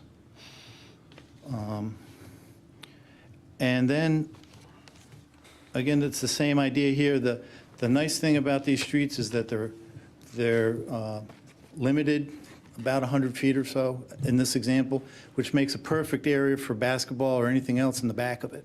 So it really kind of becomes this neighborhood's little private playground without the worry of vehicles speeding by at any time. And Keith, I would agree with you in what you're saying, except when you refer to the party. So I'm having a party. Yep. I invite 10 people. And I live where the red car is. Yep. Right? And so my car's in the garage and 2 people are parked in my space, right? Yep. Where are those other 8 people gonna park? Say those 2 spots are open back there. You said they could park on the street. Yeah, the public street, which would be right in front. So. And that's, That would be right here with the mouse. So since these units are 100 feet or so, that actually gives us 5 spaces here and then another 5 spaces. Okay, that answered my question. So we've got plenty of bonus parking, if you will. I thought you were saying on the private easement. I'm like, No, you no. can't just block No, somebody's it's driveway. really- We're creating I think problems. No. from a practical standpoint, if you think of it as a shared driveway. I got you. Yeah. And not the legal jargon, I think that you'll kind of see more of a function. It's not really somewhere cars would be going down. There'll be mail kiosks, there's no Amazon drivers. It's really those 8 residents kind of shared driveway. I know one of the questions that came up earlier is how we handle trash and all that. We actually found a townhouse subdivision in Durham where actually the staff brings out all the garbage for the residents as well. And we can provide that information for you later too. So we're looking here at the opportunity for a homeowners association to really build a unique community within this area, taking care of its residents. And that's part of what we're trying to do is reincorporate that small town Rolesville look in a very modern environment with a townhouse. And so that's kind of the genesis of this design, is to make something new that fits the old style of life here in town. So I do have a question about the parking. Yeah. And I believe I spoke with you about it last Yep. week. So North Carolina is not a state that does alternate side of the street parking, correct? Correct. So are we talking parking on both sides of the public street? It would be wide enough to handle that, yes, ma'am. Okay. And that would be the technical details as we move into construction drawings that staff, City of Raleigh, NCDOT would all review and approve. And because that's a public road, NCDOT would demand that it would build to their standards so they could take it. So, I know this is just a rendering of Yeah. an example, but would you always have to walk from the bottom, the top of furthest, I guess, north, to the crosswalk to get across the street? Is that how that would be set up? that would actually be determined at the CD level by the TRC. So if the TRC says we want more crosswalks, but usually they don't like them mid-block because they're dangerous. But it So seems they're like at it the would- intersections. I feel like it would be dangerous as well when people are not going to cross at the crosswalk and they're going to cross in between with parking on both sides of the street. But that's just something, you don't have to Yeah, I adjust mean, it now. that's- That's fine. I We can think you adjust have it a later. good point, and I would love to hear our chief address how this is managed now in the town of Rolesville. Can you come up, chief? Because we live in the village, we see it, and it's a disaster with wide streets. So I'm clear to parking, correct? Correct. On the public street, on Yes. both sides. We have them parking side by side and opposite direction that they're supposed to be going in and around several different communities throughout Rolesville now. So, and it does make it tight when they are that way. Any large vehicle, fire truck, school buses, trash truck, anything trying to get down there, it does make it difficult to pass when you're meeting head-on traffic. So Are they supposed to be staggered? they are. Right, but how do we control that? It's hard. It's difficult. Exactly, yeah. It's difficult. Unless somebody calls, and I've had to call, I said, listen, I'll knock on the door and tell them I called. And because we'd it was be an glad to respond emergency. out, and we speak to the residents, and typically they're more than happy to move their vehicle Gotcha, to be in compliance okay. with town ordinance. Thank you. I just wanted to hear the word on the street. Appreciate it. Appreciate that. Thank you, Mace. A good point. Did we, do you have any other questions? Commissioner Alston, I know you had mentioned that you had a few. Yes, you haven't came to that image yet, so. Okay. Which image are you referring to, sir? Your actual map. It might be the next presentation. This one? This one? Keep going. You mean our site plan? Yeah, the site plan. Yes. I'm gonna go to this one. Oop. Yes. Identify to me what is in the townhomes area that is public right of way and private access easement. Okay.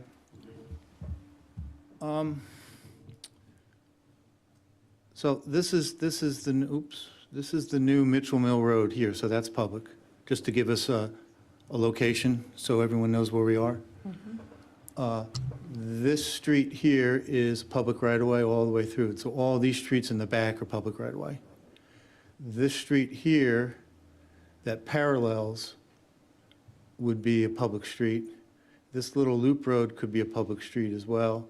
This little cul-de-sac here fits the public street definition and could do that as well. And this one actually fits the definition of a public alley. So the private access easement areas are these little streets here. It's like 1, 2, 3, 4, 5, and then these over here, 6, 7.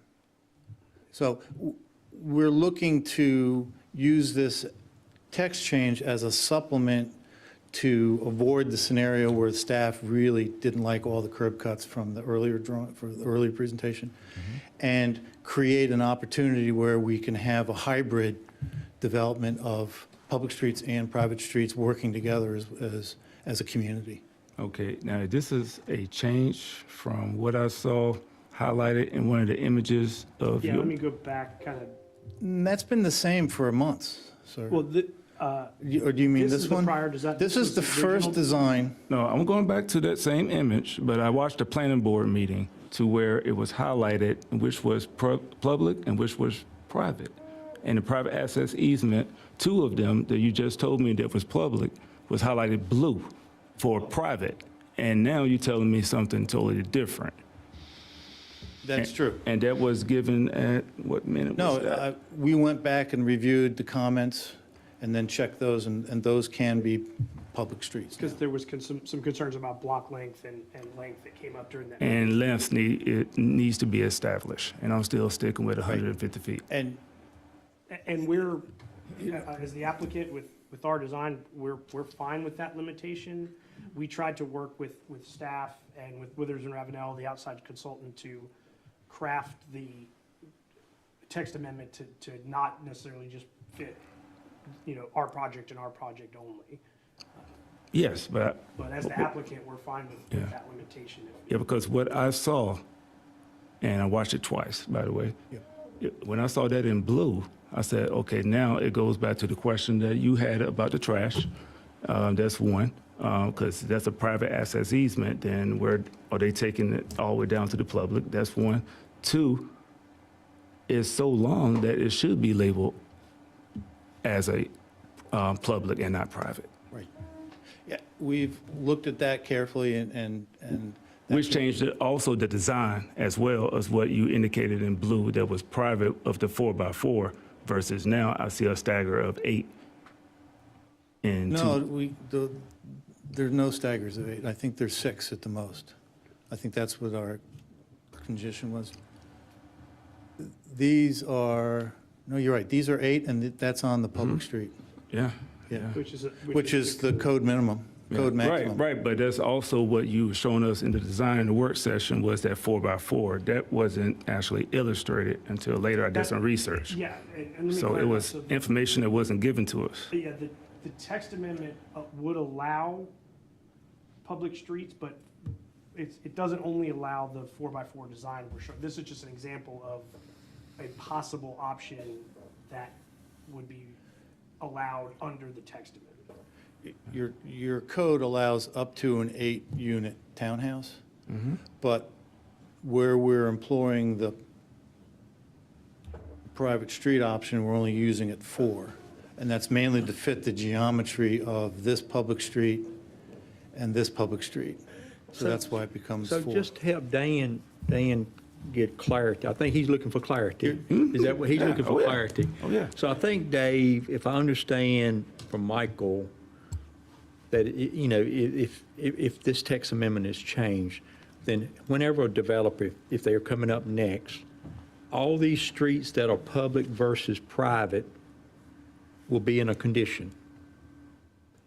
Correct. The condition is the development plan or concept plan, and it would need to show anything that was a private street. And that's in a condition. That it Well, has to be- under the LDO, the concept plan is incorporated as a condition, and for belt and suspenders, you'll see at the beginning of all of our condition lists, the first one is development shall occur consistent with generally consistent with the concept plan submitted with this application. But yes, anyone who wishes to take advantage of the text change will need to have a rezoning that is accompanied by a development plan that illustrates where the private streets are proposed to be, and the board will ultimately decide whether to approve or reject such a rezoning. So if there's inconsistencies, it'd be in a condition that, he wouldn't have to prove it, probably. Is that? Correct. So as to a particular case, that is exactly correct. And then the bigger issue for the text change that we're in right now, we're thinking about the bigger policy, is whether the board wants to reject private streets, allow private streets as a broad possibility that could be submitted with a rezoning case, or I think I'm hearing something in the middle that sounds like limited private streets that could be proposed, and the board then would see those. And so the limited option. Staff, I believe, was proposing the broader option in the text change, but it could be limited, for example, a maximum length of X feet, which will effectively eliminate the possibility of the horseshoe or something like that. Correct. That's right. Yeah, but even if it's limited, it still has to be part of a condition for it to be private. Correct, and I believe that was the staff's the language position. I thought I The saw. staff was going with broad so that the board could potentially, in its judgment, approve most anything that seemed good. And Commissioner, we should say that once let's say this gets passed and it's the new law of Rolesville, it's part of the code, the development code, it goes through a series of reviews within the TRC, so the fire department, everyone else looks at it, gives it their blessing or says, no, this is too long, this won't work, please revise it. So when it gets to you, it's already been reviewed by a series of professionals 2 or 3 times. So that is a safeguard, I think, for you, to help you make an informed decision when we finally get there. So I have a question. Yes. If you could take the red dot and put it right by there's that group of 4 townhouses at the lower, right about, go up a little bit further. To the left? Yeah, to the left now. All right, so that private road right there. So what is your distance on it right now? You said it's like 100 feet for that road right there? That is the plan view of the picture. Okay. So my question is, so if I have a public road running down in front of those ones. Yep. You're on a private road right now. The way the text amendment is right now, we're talking 1,200 feet of a block length. So I could be driving 1,200 feet into there. If that road wasn't there, I could be driving 1,200 feet into there to get to my townhouse. Not without, it wouldn't be a T intersection lane. Okay. Teed off, because that's controlled by the maximum anybody, our applicant, nothing really related to our project, is 150 feet, because that's the distance. Basically, you've got 75 feet of hose, you got a Okay. fire truck, and another 75 feet of hose. Okay. And that's what, There, So it's 100, yeah. the hypothetical question is, it can go, your code says it can go up to 1,200 feet. Right. But that block then has to fit within the structure of the site itself. Right. So that's where the technical committee and planning staff will say, that street's too long, we won't give recommendation for that project to go forward to the board Right. unless it gets changed. Just to give you an example, this main street here that comes across is about 1,000 feet. Okay. So technically, this little strip here is one giant block. And the reason why it's one giant block is because in the middle of it, 200 feet of it is a power line. Okay. Is what? So The power line. Oh, that's the power line. this is the power line right here. Okay. So, but this is the big block itself right here that comes into play. Okay. So that's, when we say 1,200 feet, that's kind of an abstract concept that it's hard to explain and hard to fit because it really, that only would occur in a very specific site plan based on issues, but that's the public street. Okay. And the access easements fill in with that, so they treat it more like an internal alley, if you will. So it would be inside that street, that block, to make the circulation work. So you could, fire trucks could always go around the block, school buses go around the block, that sort of thing. And in this case, the backside of our block is actually Mitchell Mill Road. So Yeah, and my concern is like, somebody takes that and flips that and runs that 1,200 feet that way and does your same 4-block group all the way down that 1,200 feet. They couldn't And do gives me a that. hammerhead at the end. Yeah, you couldn't do that.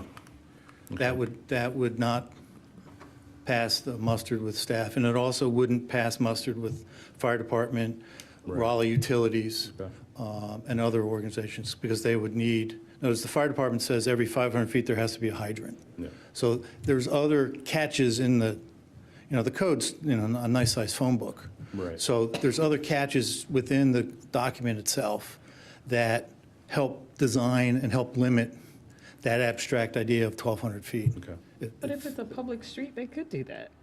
Yeah, it's public. Yeah, if it's public, yeah, they could do that. Yeah. Yeah, and that, I mean, that's what They could do it now. you Right, see, you can this do is that what now. kind of sparked this discussion. This is our original submittal, and you can see that kind of long length. Yeah. And this whole collaborative process with staff came about with, they rightfully noticed the safety, traffic, and aesthetic issues that would create, that we've been talking about. And Keith came up with this alternative and said, well, this is not allowed in our code, but if we did a text amendment, we support this text amendment, to make this happen. And that's kind of where this process started. So we submitted our text amendment with, in conjunction with staff, and then in the review process, with Rivers and Ravenel, the town's outside engineers, that's where we noticed the additional kind of all the other places it fit to make sure it, you didn't move any other moving pieces without the ordinance. So that's why you see kind of all the changes, but it's really just kind of putting in language, public street or private access easement. But it's really the allowing us to rotate those buildings, gives us the benefits we've been talking about. But it's still every fire hydrant, street tree, parking light, all the other requirements are in there as if it was a public street, but this just gives us a little bit more freedom to make it, more functional and better use for the community. Okay. Are you through with your presentation, or you got more? No, that's I mean, about we're it. happy to answer questions. We've Yeah. been through all this at the work session. Let's do this. Let's get some public input and see where the public stands. Did anybody sign up, Robin? And then we'll bring you back after the public input to answer any other questions that come up. Yeah, Tony looked like he was going to add something.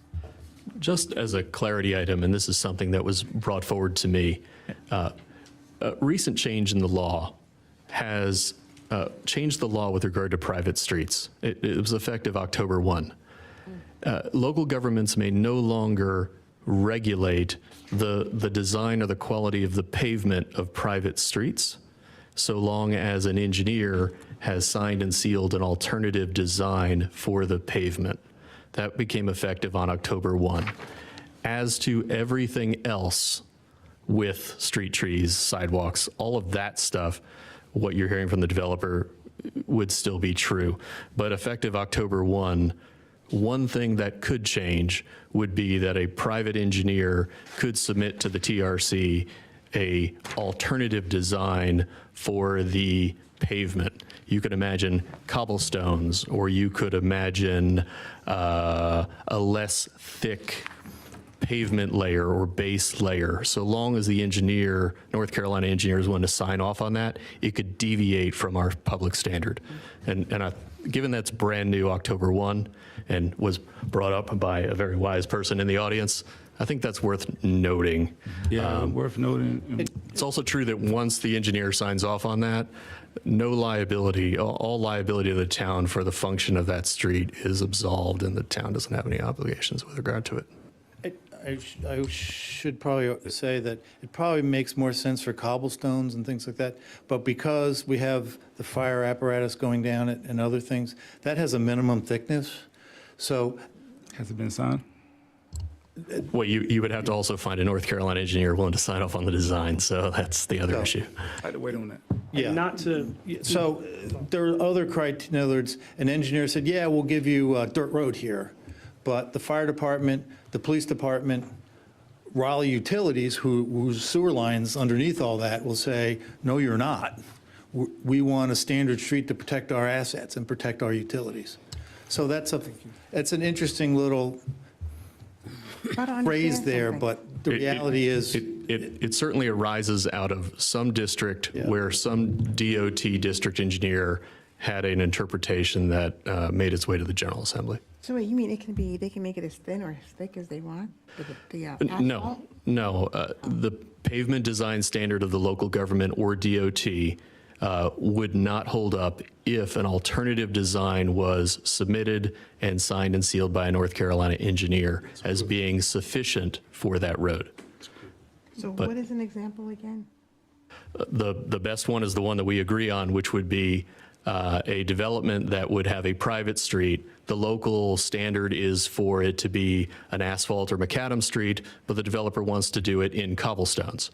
Well, that wouldn't meet the town's local standard. The town would say, no, you can't do that.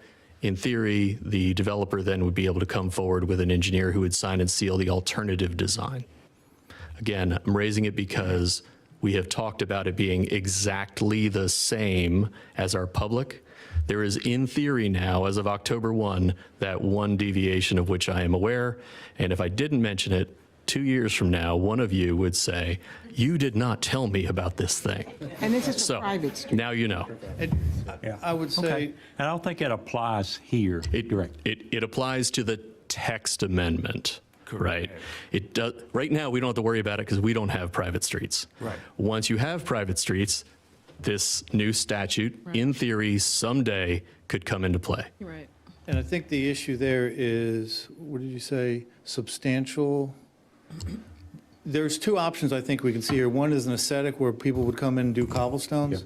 The other option, which has some merit around the world, and that is a porous pavement street, where actually the street acts as grid with grass.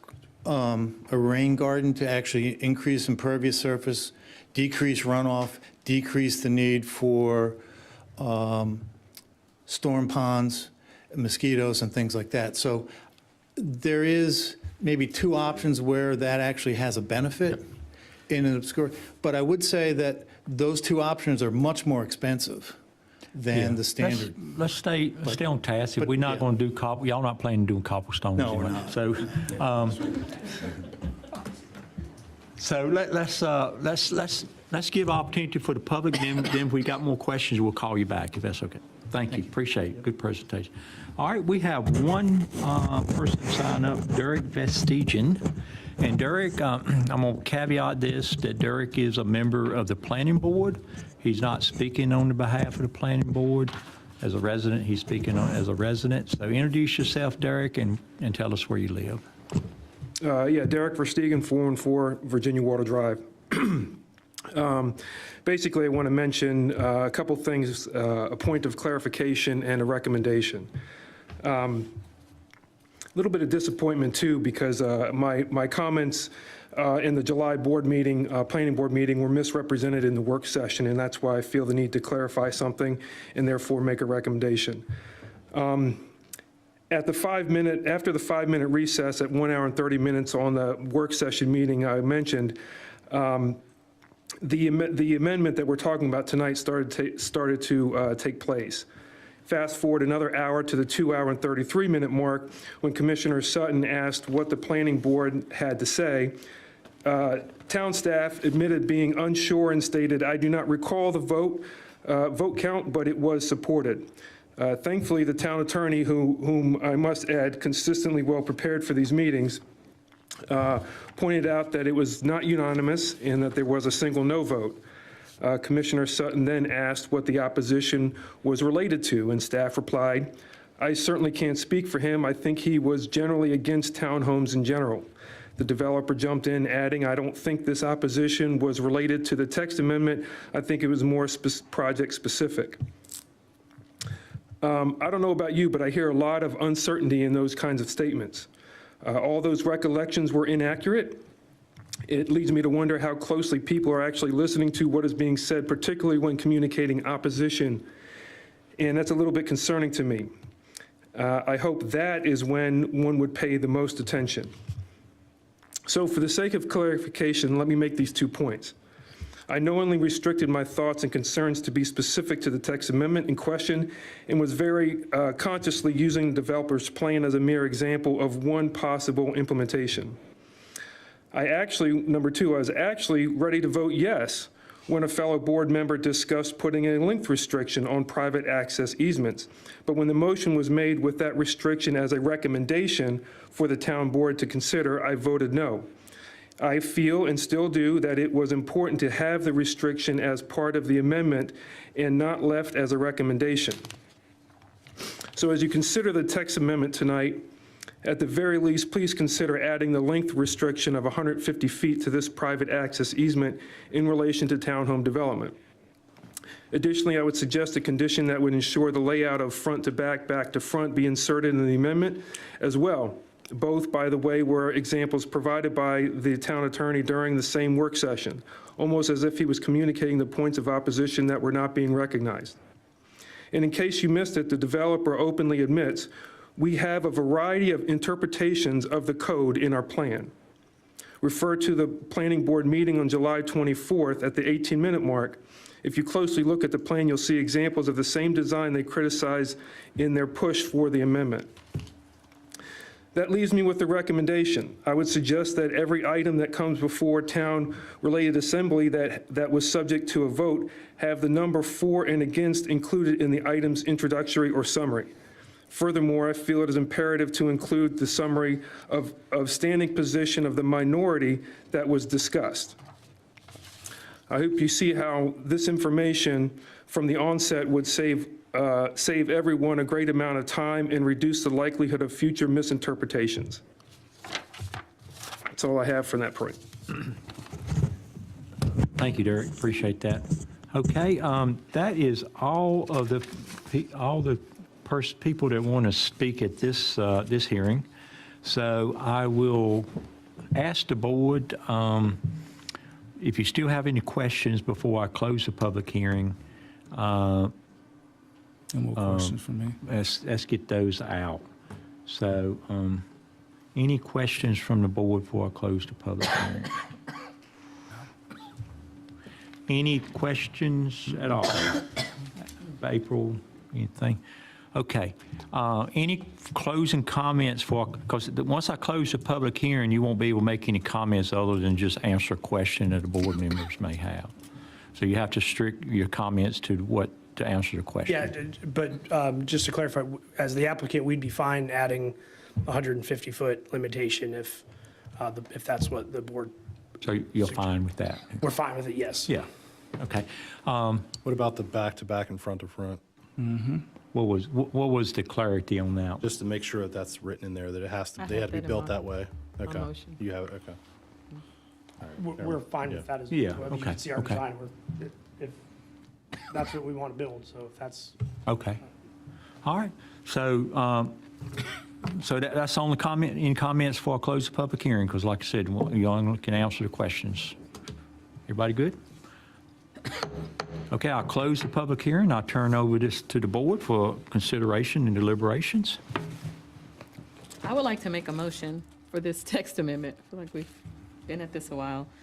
I make a motion to approve the text amendment as it's presented with these following conditions. 150 feet maximum for this private, I don't know how to say it, easement access road. I am proposing that there be a turnaround included, with the townhomes being front to front and back to back. And I don't know if this is legal to put this in here, but I would recommend no parking in front of the driveways on the private access easement road. Did you take the cul-de-sac in there? Yeah, I said the turnaround. I called it the turnaround. What about the back-to-back, I think, that I heard? Yeah, I put the front to front and back to back that's as what far you as mean. the way they're structured. Okay. How does the so- parking fall into that? So I get, just one second, let me get clarity. So her motion is to include this in the text amendments, not as conditions, but as language, right? Part of the text amendment, sorry. Correct. That's right. So I guess before we take it further, she's got a motion on the floor. Before we take it further, can legal and planning director make sure that these text amendment changes can be done in the text amendment? Did you hear anything that she said? She was asking about, example, the parking and all, can? Sure. Turnaround. That's the cul-de-sac, the bulb, I don't know what to call it, but I So- don't like the right. T. Right, so a turnaround that meets minimum fire code, or a turnaround of at least 100-foot diameter, something tangible that Whatever will make it a Everyone can safe understand. turnaround. Cul-de-sac is the easiest thing I can reference, I understood. but I know they're different sizes. Right, exactly. Someone might do a very short turnaround, and through the review of the subdivision, the fire department might say, we don't need that. So it doesn't have to meet the fire code standards. Right. And then. Above and beyond the fire code standard. I just Above think and it helps beyond the with fire code safety. standard. That would clarify. So even if the fire code doesn't require that bulb, Right. the applicant shall design one that meets or exceeds if it had been required. Right. And I don't So know that gets what at the that- diameter and the radius. That length is. Yeah, right, turning out, okay. So I am concerned. Currently, for our public streets, we do not have that. So you could do a dead-end 50-foot public street, dead-end 100-foot public street, dead-end 150-foot public street, and they would just be dead ends. But if you make it a private street, it would have a circle at the end, which adds to the length. So does that mean that the cul-de-sac now can only be 50 feet long with a 100-foot circle for the cul-de-sac?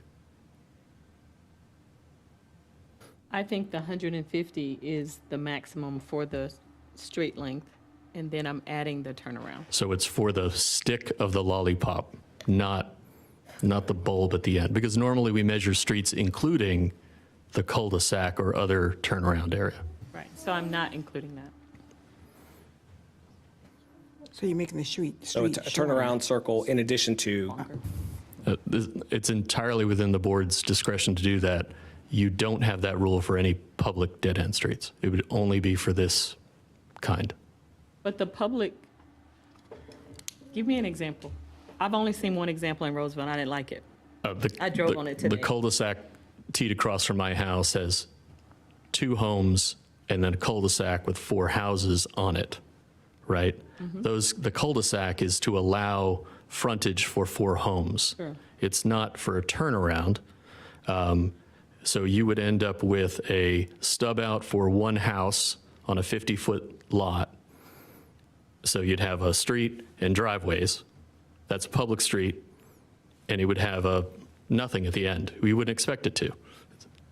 However, if the applicant wanted to make it a private street, they'd have to add a bulb at the end of 100 feet. At the end of every. Well, that's what I understand the motion to be. Does the motion have a second? This particular text amendment that's relating to the townhomes is what I'm talking about. Right. But only as to, it doesn't relate to these townhomes. It relates to every public street that is constructed in the town of Rolesville. I'm talking Every about private street. Okay. Every private street. You lost me there, Dave. Sorry. So I guess your only other option would be to hammerhead that, but allow no parking in that hammerhead. So then where does your extra parking go? This is entirely the board's Yeah, choice. I'm not worried about extra parking, I'm worried about just access to That would take turnaround. away from the parking standard. Well, I'm not worried about It's that. entirely the board's choice, but you already have an entire subdivision and fire code that addresses turnarounds. Correct. That you use for every public street everywhere in the town. Board, Mayor Kern, Dave, question. October 1st, new fiscal year, new rules. By having it legally done by you said a what? Engineer. An engineer? That's for pavement design, Pavement, though. not for the road design. Not for the private access easement? No, just for the pavement design, how the pavement is constructed. So just for clarity, I've heard a couple things, Sheila. Your concern was people was parking in that turnaround? Is that kind of? I drove on this today, and it is not easy to turn around in there. And won't no parking interfering? And nobody was there parked. So it sounds good in theory. I don't know how that got past us. But I know that and these were particular townhomes I went to see today, and they have guest parking, like a separate guest parking, right? So you may not have that same issue. But in this case, if you go down that road, you got that one spot, and if someone's parked in those spots, how do you get out? Right. Well, the other thing is, so how do you'd have to make sure they don't build around the cul-de-sac as well. If you're going to make it an actual turnaround, we can't have townhouses built all along there too, because that defeats the purpose. You're going to have driveways coming in there. Yeah, I think if the T at the end is for turnaround, then you wouldn't allow parking. Parking in there. Right. It may or may not be of interest to the board, but if the design that we are seeing in that picture and in the next case we are hearing is structured because of the need for these 150-foot stems to hold one 4-unit building, if you include a cul-de-sac requirement, then there will be no need for this. We'll go back to the other design because there won't be room. Can you go back I think a couple what of she's pictures? saying is she wants, has experience where you can't turn around. Can't people- turn around. That may be the case.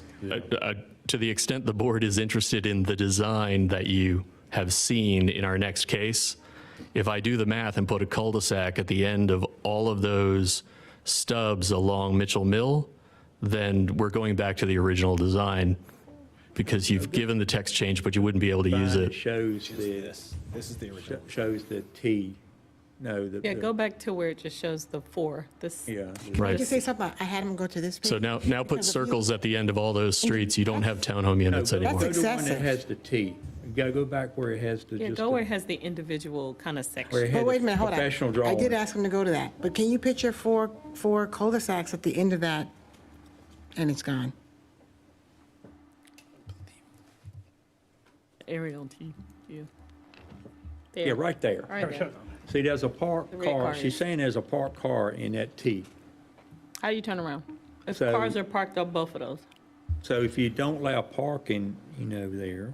It's the K-turn you do when you take a driver's test. Yeah, it's 35-foot wide. I mean,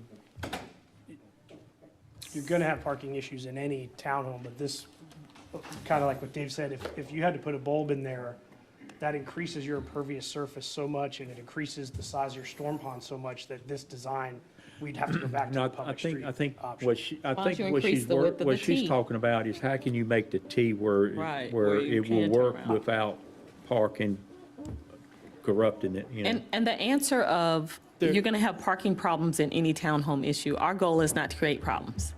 So we're not sitting here trying to create problems. If we know there's a problem, we're trying to solve them. So what is the solution? Dave didn't like my proposal. What do you propose, Dave? We can offer a technical standard on how streets terminate from NCDOT. They give us 3 options. One is the cul-de-sac bubble, which always has to be a 100-foot circle in addition to the straight Gotcha. edge.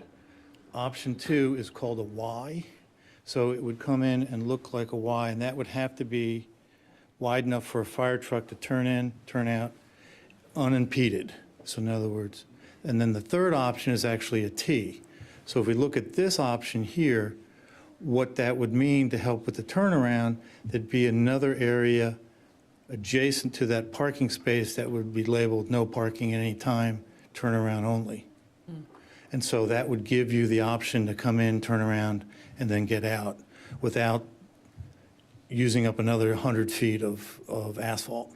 So there are options within the NCDOT code to give us those three issues. So if you're concerned that you get stuck in there and there's no way to get out, we would be more than happy to entertain the T out option or the T option so you can always get out. Because otherwise, you can't, even though it's a private access easement, you can't stop people from turning down there. Some people may not even know it's private.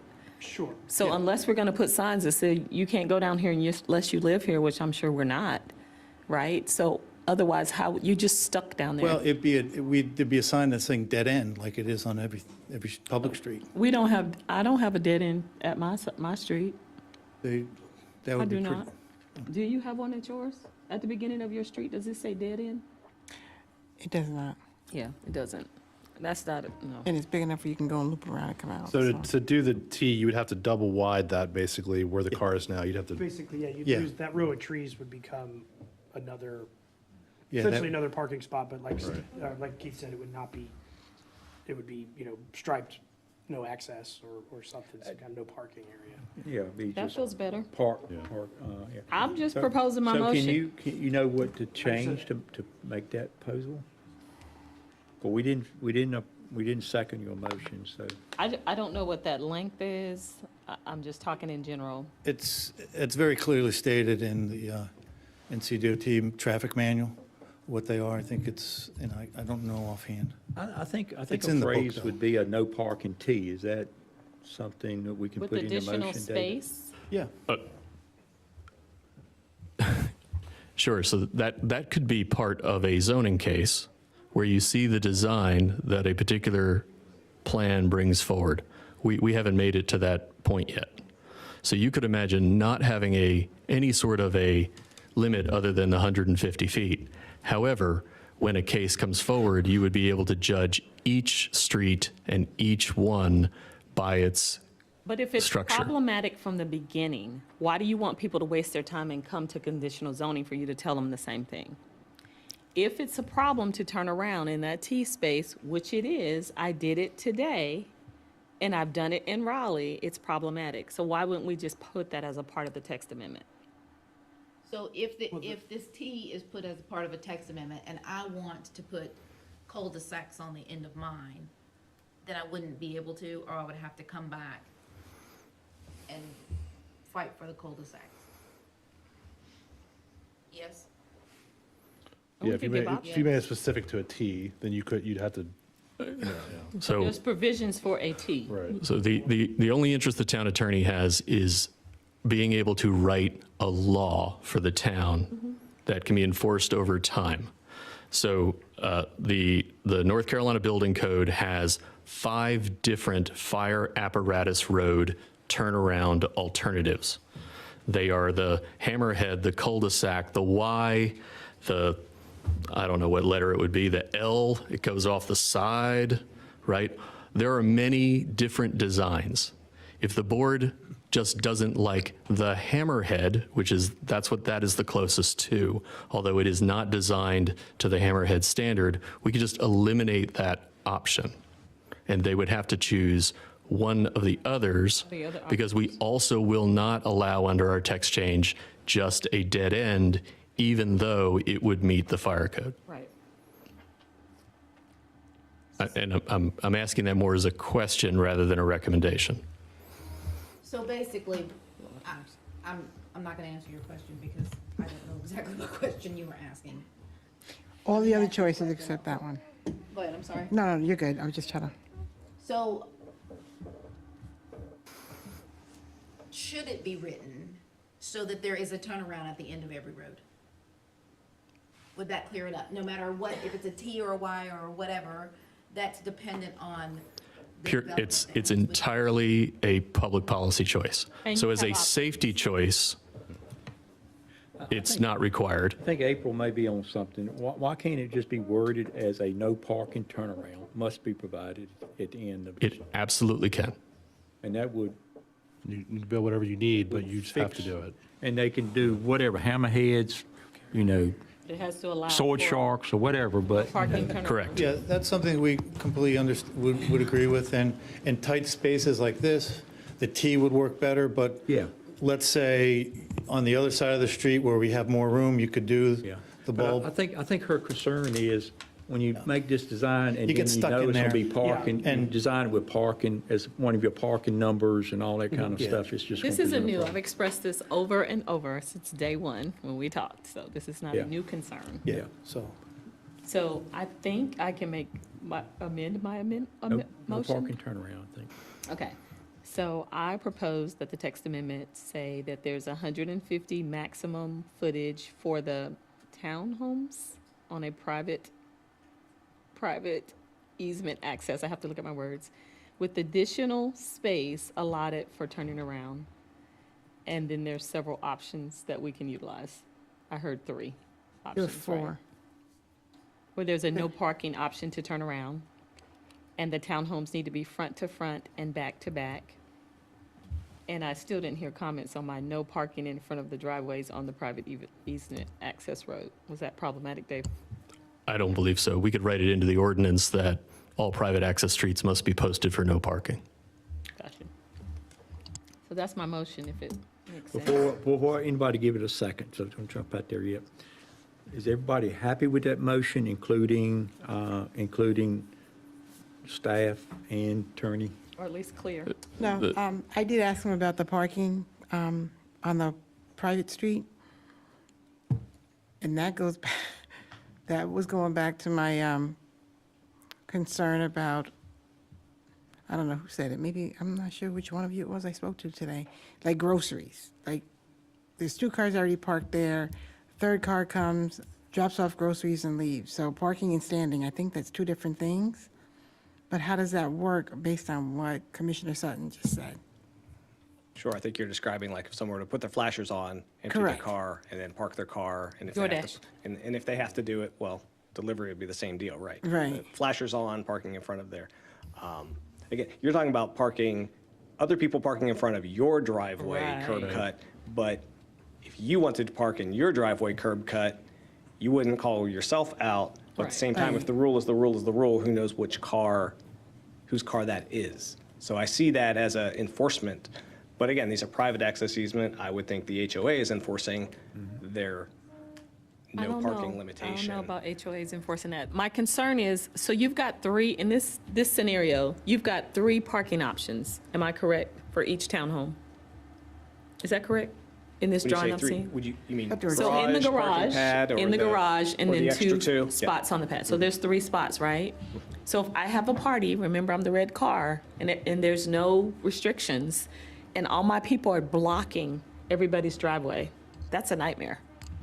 And everybody's neighbors, we don't all get along. It's a nightmare, and it would happen on public right-of-way streets Right. as well. Correct. And it's uncontrollable. Correct. People don't generally do it on matter. purpose. So my one question is, what about, it's on a private the street, what driveway. about police interaction with a private street? Like, is there any issue with that? Like you said, they're Say that parking. again. They're parking along there. Is there a police issue with it being a private street? Do we still have the same, Jurisdiction. yeah? Like, it's in Chief. town limits, but That's not an HOA thing? that's. Chief, the- will we yeah. be able to regulate that or enforce that? On a private street? I would defer to the chief on that. Chief Simmons, you're on deck again. As will I. If it's in the town ordinance, that we can enforce it on a private street that's within the city limits, then we can. Okay. So if you make it part of your, all right, I'm gonna rephrase it again. Michael, are you okay in being able to phrase her motion into a text amendment? I can call you. The front-to-front and the back-to-back. By front, I'm kind of assuming you mean where the front door is. Would that be the definer of a front? And what would the back be? Simply the opposite of the front? Just an easy way to garages. define it. Yeah, it has garages, right? Or in this case, Well, it had garage. Mike, it would be doesn't the same as we currently use for the frontage definition. We just use the same. So lot primary, frontage. correct, is be the primary orientation of the primary building is what we describe as frontage. Okay, which is also a driver of the address point. Correct. Because Wake County likes to address things where the front doors are for the logical reasons. So those would be the drivers. I just consider, I look at this picture here, and what if, see where the blue truck is, there's a door right there. Is that the front door of that dwelling? And the one off the open space between the building, is that the back? Or are we saying they have to have front doors on the non-vehicular access side? And that's where the address points come from. That's a good point. That's a back door. Oh, wait a minute, is that a back door or a front door? I mean, or is it just a bad rendering? I think it's a back. But most dwellings In have this front and back design, doors, it's intended right? to be a back door because the pollinator garden is where the front doors are, correct? Okay. In this design, we're just trying to craft the text amendment to make sense. So the garage will determine the back side of the house. It's understandable you want fronts to front, backs to back. Let me suggest that in terms of drafting, it won't matter because the only thing we will prohibit is front to back. Gotcha. The language won't say front to front, back to back. It will prohibit front to back. Okay, there So you go. once a particular development chooses where it wants its fronts to be, we're all done as to that development. Thank That also allows us to take on odd numbered pods and things like that. Thank you. You've earned your pay for tonight. Thank goodness. All of you have. The motion did all right. have the length. Mike, anything With the else? attorney's clarifications and. We're going to let her read it one more time, and you listen attentively and see if there's anything wrong with it. I motion that the text amendment for the townhomes on private easement access roads have 150 feet maximum street where the townhomes are, which will include additional space, unimpeded space for turning around with the included options that we discussed, prohibit front to back, and no parking in front of the driveways on these private easement access roads. So where's the additional parking going? In the closest two spots? They'll be on the public street and in their 3 that they have. It will be the design consideration for each particular project, just like it is now for everybody else. Right.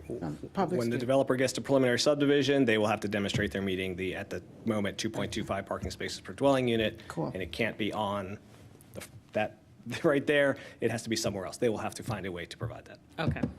Have to meet the standard, right? I'll second. All right, so I got a motion and a second on the floor. Is any other discussion? Last chance, board, any other discussion? I think we're done with this. Not hearing any, all in favor say aye. Aye. Any opposed? Nay. All right, so I think 4-1, is that right? Is that what I heard? 4-1? Got it, Madam Clerk? Thank you, appreciate it, board. So that text amendment has been approved, so that brings us to the next item of business. Mayor Kern? This text change would come back to you on a consent agenda for codification of that language. So you have taken action on that motion, but that doesn't mean that staff and the attorney got the language quite right. So expect to see that back on a consent agenda, but you can still take this one on. And is this subject to the 30-day appeal process and all that too? It is. Gotcha. It'll be measured from the date we write it. So it'll be a little longer for this one. Gotcha. Very good. Okay, very good. So the next item of business, Mike, are you up ready for that one too? I am ready. Okay, item 2, which is the annexation of 2204 Harris at Hills at Harris Creek. So we want to do the annexation first. Presentations are built for both of them when we get to the motion stage. So when we do this public hearing, we want to just open up both of them? Correct. Okay. That's what you typically do. Okay, so next item will be the annexation of 2204 and also the rezoning 2303 Hills of Harris Creek. All yours. Good evening. Thank you. So this rezoning and voluntary annexation petition is for approximately 116 acres comprised of 4 tracts of land located on the north side of Mitchell Mill Road. As you see in this image here, get my user pointer. The property is currently within Wake County's planning and zoning jurisdiction. It is zoned their R30 zoning district. The property has approximately 1,600 feet of frontage along Mitchell Mill Road. And one of the major unique aspects of this is that the property enjoys a 180-foot wide Duke power line easement running directly north and south through the property, which by conservative estimates is about 20 acres of the 116 acres site. So it is an enormous area encumbered by that power line easement. Sorry. Throughout the images, I put this blue arrow to show you what is north is, because a lot of the images change direction. So please always look for that north arrow to orient yourself to up, and Mitchell Mill would be on the south boundary. So the proposed rezoning is to 2 zoning districts. Approximately 103 acres would be the RH Residential High as a conditional zoning district, and 13 acres would be the Neighborhood Center as a conditional zoning district. And with the conditional zoning district, a set of conditions of approval and a concept plan of the project are being brought forth. This image here is part of the exhibit that delineates the NC, or Neighborhood Center, zoning district area there, and then the remainder of the property is that residential high zoning, and then some of the specifics to those 2 zoning districts. First, the RH, Residential High Zoning District. Again, it encompasses approximately 103 acres. The land development shown in the concept plan has a portion, but not all, of the townhomes, which would be located this area. And again, north is to the plan right here. Mitchell Mill is on our far left. So townhomes in this area, and then single-family detached lots on the northern extent of the property in this area. The townhome permitted density maximum in the LDO is 9 dwelling units per acre. They have a minimum lot width of 20 foot and a lot size area of 2,000 foot for those townhome lots. And there is a caveat that no more than 15 total acres can be dedicated to the single-family attached or townhome use. So at the time of subdivision, the area identified for townhomes in the district will have to demonstrate that it's less than 15 acres gross. For the single-family detached, which again is north of this line here, all of this, the maximum permitted density in the RH district is 6 dwelling units per acre. It carries with it a 75-foot lot width minimum and a 7,500 square foot lot size or area minimum. Then the other zoning district is the Neighborhood Center as a condition. Again, Plan North is north, Mitchell Mill Road down here. This is approximately 13 acres. The majority land use is townhomes or single-family attached, and then the NC district has an inherent requirement for 15% of the land area being non-residential or commercial, as we call it. So they are proposing approximately 2-acre area, which would meet the 15% for a land use, and in the conditions, they are stating that the intent here is a daycare center use. So a single use of a daycare center would be that commercial component of the NC district. Overall, the density comes out to 2.3 dwelling units per acre. So that's 270 maximum dwelling units over the 116 acres. The community proposes and commits to a clubhouse and pool, 5 other public parks and activity areas detailed throughout the concept plan, greenway and collector roadway connections that meet both of those plans. The power line easement would be an undeveloped additional open space. The TIA road improvements to Mitchell Mill are the result of the traffic impact analysis that was done on the project. And again, there are voluntary conditional commitments above and beyond minimum standards of the LDO. Yeah, in that 270. Yes, sir. Total, do you have a breakdown on the townhome versus? The commitment in the written, I believe it's at 115 maximum townhome units, so the delta.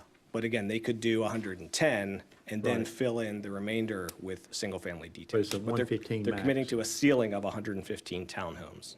Yes, that is right. You stated on I think the first slide, you said a maximum of 9 townhomes. You've been 8 since it's. I saw 6. Oh, 9? Yeah. So in the RH zoning district, Yeah. the standard maximum the standard is that Yeah, there's a yeah, maximum yeah. density for Yeah. townhome or single-family attached use of 9 dwelling units per acre. Okay. That's the most that can be developed. Not that this project is showing that intent. Correct. But so if that's the ceiling, 9, and then they're coming in. Because of the RH district, I can't tell you exactly how many townhomes are going to be here. Okay. Because the way that the condition is written, they're asking for the opportunity to develop 115 total. So at this moment, I can't tell you how many are going to be in the NC district and how many are going to be in the RH district. Where do they see 6 at? Single-family homes. Right. Six. The single-family detached maximum density in the RH district is 6 dwelling units per acre. Okay. And for the townhomes, is 15 acres is the maximum total, right? The maximum area that can be land planned to serve townhomes, yes. Right, but these districts are divided. But together, how much are those townhomes? What's the acreage? If this in the RH district is maximum of 15, if we just assume they're going to go Right. 15, okay, so that's 15, and then this total NC district is, again, approximate numbers here, round numbers, 13 minus approximately 2 for the daycare center, that's 11 plus 15, so approximately 26. 26, okay. Yes. Thank you.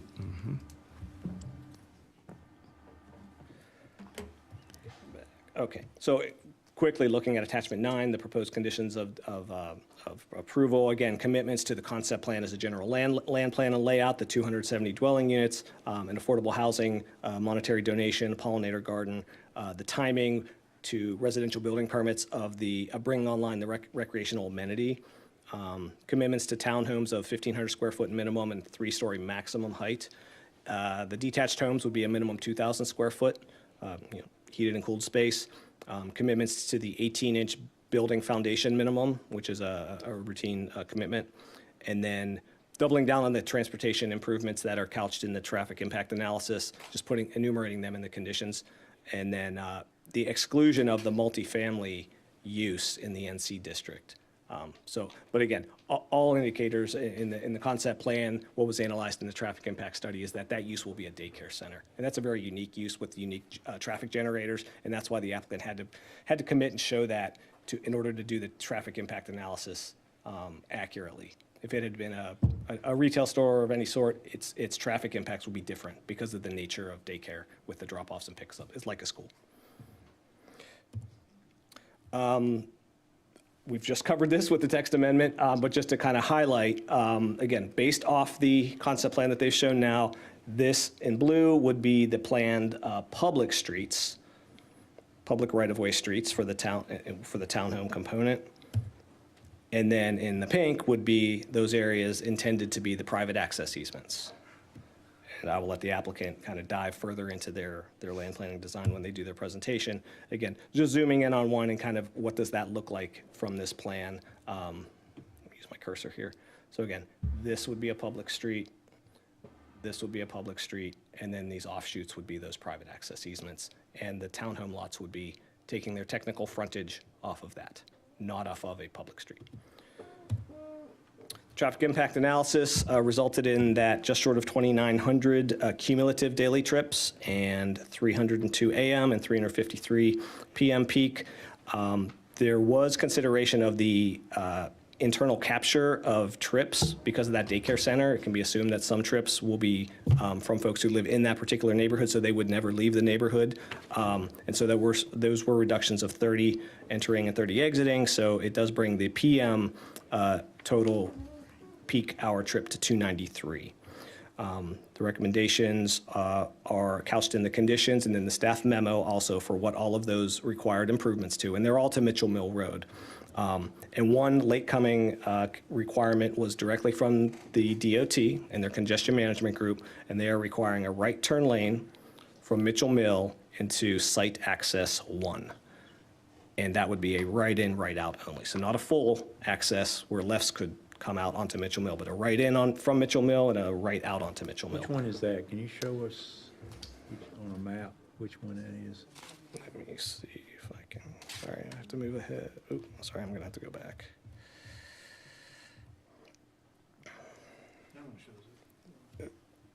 There it is.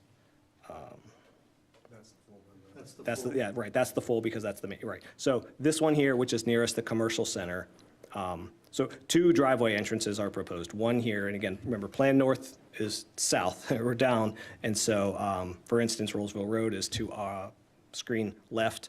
So this entrance here would be limited to right in, right out.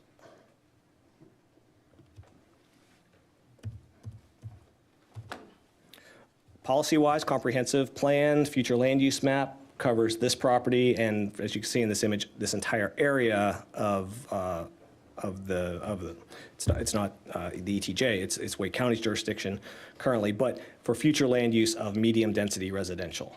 So that is the policy direction given to the property owners as to what the town envisions for this area.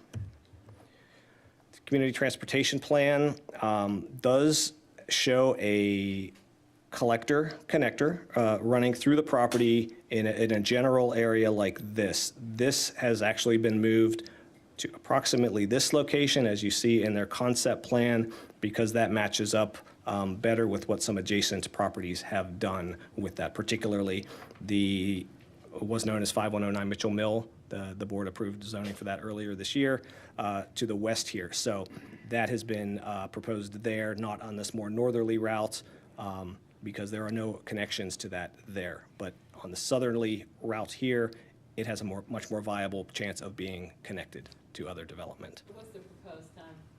What's the proposed time frame on that? For Proposed connection?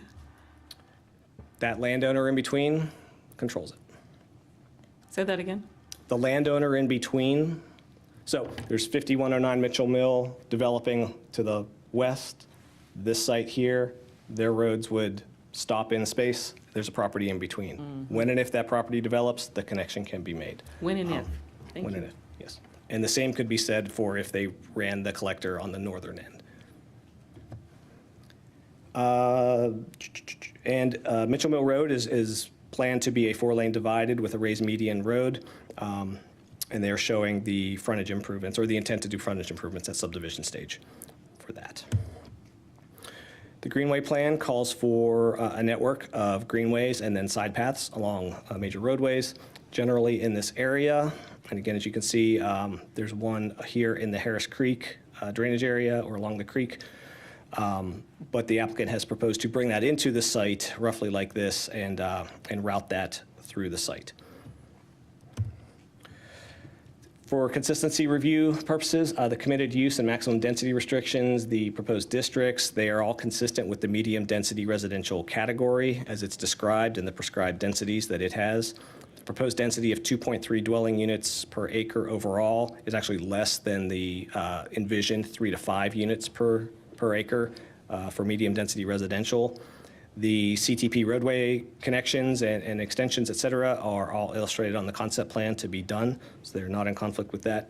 And the greenway that the applicant has shown through their project has been deemed to meet the intent of the 2022 Greenway Plan. And so we're kind of back to the applicant's concept plan here, the big picture view. Again, north is to the right. This table details those site amenities that they have planned and committed to in the conditions of approval.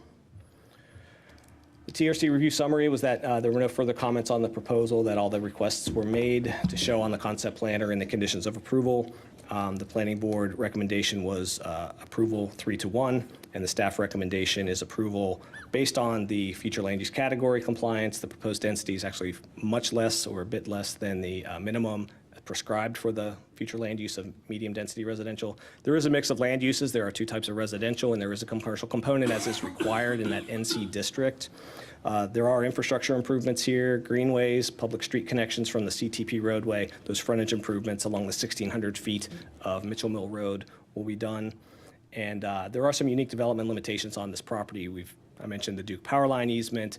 There's multiple streams and greenways and encroachments for wetlands and things of that nature that the applicant may go into. So there are some physical constraints to this site inherent to it. So all those together has resulted in an overall staff recommendation of approval. On screen are your options for motions for this afternoon, which we can get back to again at the end of the meeting, and the applicant does have a presentation. So that concludes my presentation. I can take questions, or we can ask the applicant to come up.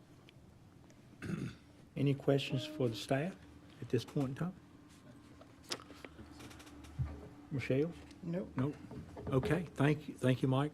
And so with that, I will open the public hearing for Annex 2204 and REZ rezoning of 23-03.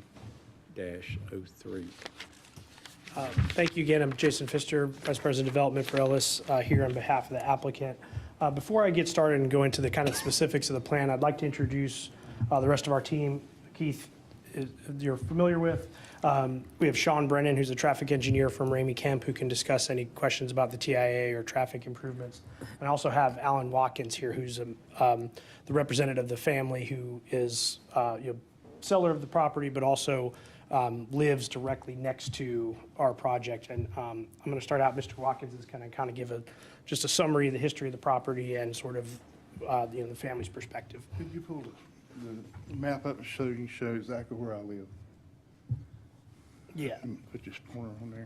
So Mr. Watkins' house is approximately, is that pretty accurate? Yeah, about right there, yeah. That's where I live. And hello, everyone. My name's Alan Watkins, and I was raised on this farm here. And back in 2015 or 2016, my mother called a family meeting. We always got together at her house for, Christmas and all those kind of things. And she says, "What do y'all think about me selling the farm?" And we discussed it, and she decided to put it on the market for sale. And so we decided doing that, and we didn't know whether we'd have another farmer come and buy the land or what. That's what we were hoping for at that time.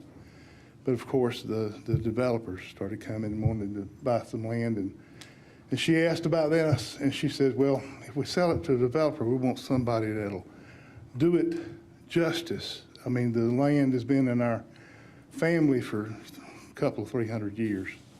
I mean, the Watkins come down from Virginia across through Oxford and then down here to Wake County. And so we decided to sell it, and then we had some developers come in and, and made some proposals and stuff. And then finally Ellis come in and made an offer on it.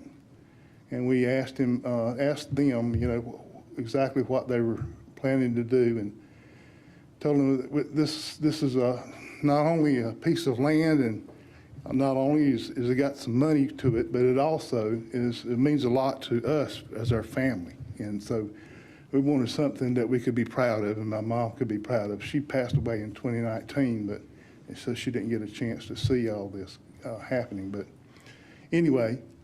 But I live right there, and I've looked at the plans and stuff, and I'm not planning to move. I've lived there all my life, and I'm 69 years old now, so I'm planning to stay there. And I just thought I'd let y'all know that I really appreciate your consideration on this proposal, and Lord knows that I want to do something that I can be proud of. And like I said, you see where I live so close by. I'll be facing, my house faces east right toward those townhomes and stuff. And I just wanted to let y'all know how I feel about it. And not just, it's not just the money, but money's nice, but it's not just the money, it's something that I'm going to have to live with myself. And so I just wanted to let y'all know. Thank you. Thank you, Mr. Watkins. Thank you, Mr. Watkins. So I want to kind of go through, Keith can kind of go through the specifics. I know Mike did a great job giving an overview. If you want to talk about kind of the bikeway plan and the greenway plan. Yeah, this site is unique where we have the bike and the greenway plan, and then when we, at one level, and then when we look at our site a little closer, we realize that both the bikeway and greenway plan are right in the middle of a wetlands. or in this case, kind of on the other side of the creek. So it makes it impossible to actually to follow that exactly. So in looking at this, we also knew that this development down here was approved from Jonesville that kind of comes across the middle. So we wanted to tie into that, create a potential grid system from there. So our two approaches on the bike and greenway plan were to follow the intent of the green line and fit it best within our site, given the constraints of Duke Power and the Army Corps saying, don't touch our wetlands, and actually Wake County Watershed Management saying, stay out of the buffer altogether. So given those kind of constraints, we've created a bikeway system that kind of comes through the middle of our site, and then the greenway system, which then skirts along the edge outside of the buffer and outside of the wetlands to kind of give the best view possible. So if you're walking through a wetlands, I think the whole idea is to appreciate the wetlands but not destroy them by putting an asphalt path in there. So we've gone through this with Planning Department, Planning Recs, looked at it 3 or 4 times, we talked about it. In fact, those are your sketches from your plan that we're incorporating into that.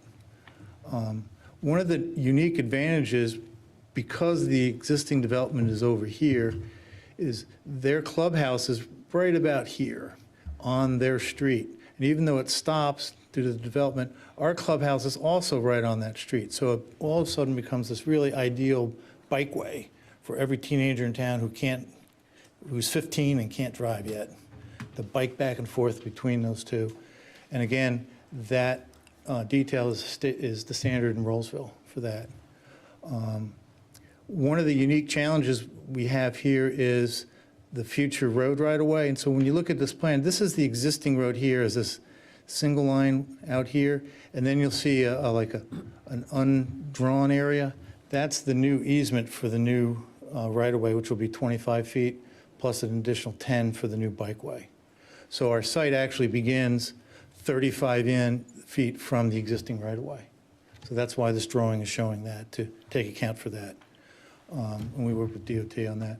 So the idea is eventually this road will connect through with a bikeway, and then the greenway will come down here, skirt the wetlands, stay out of the buffer, come across, cross the Duke access at perpendicular as possible as part of the criteria for Duke, come down, cross over a bridge, and in a switch from most greenways, we're calling this little area Rock Creek Farm Park.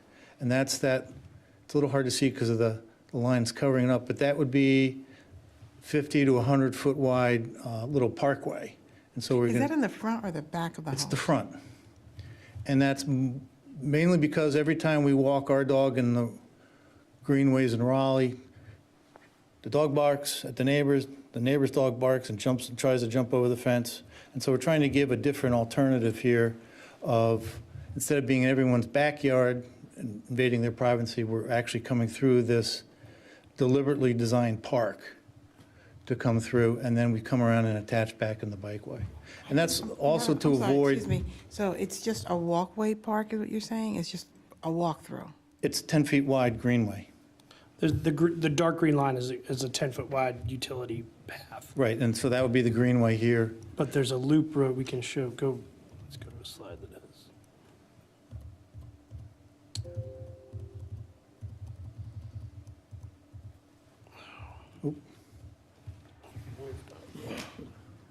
So when you look out your window or out your front door, you're going to see this greenway park. You'll see the park, and there'll be a path within that park. Yeah, right here.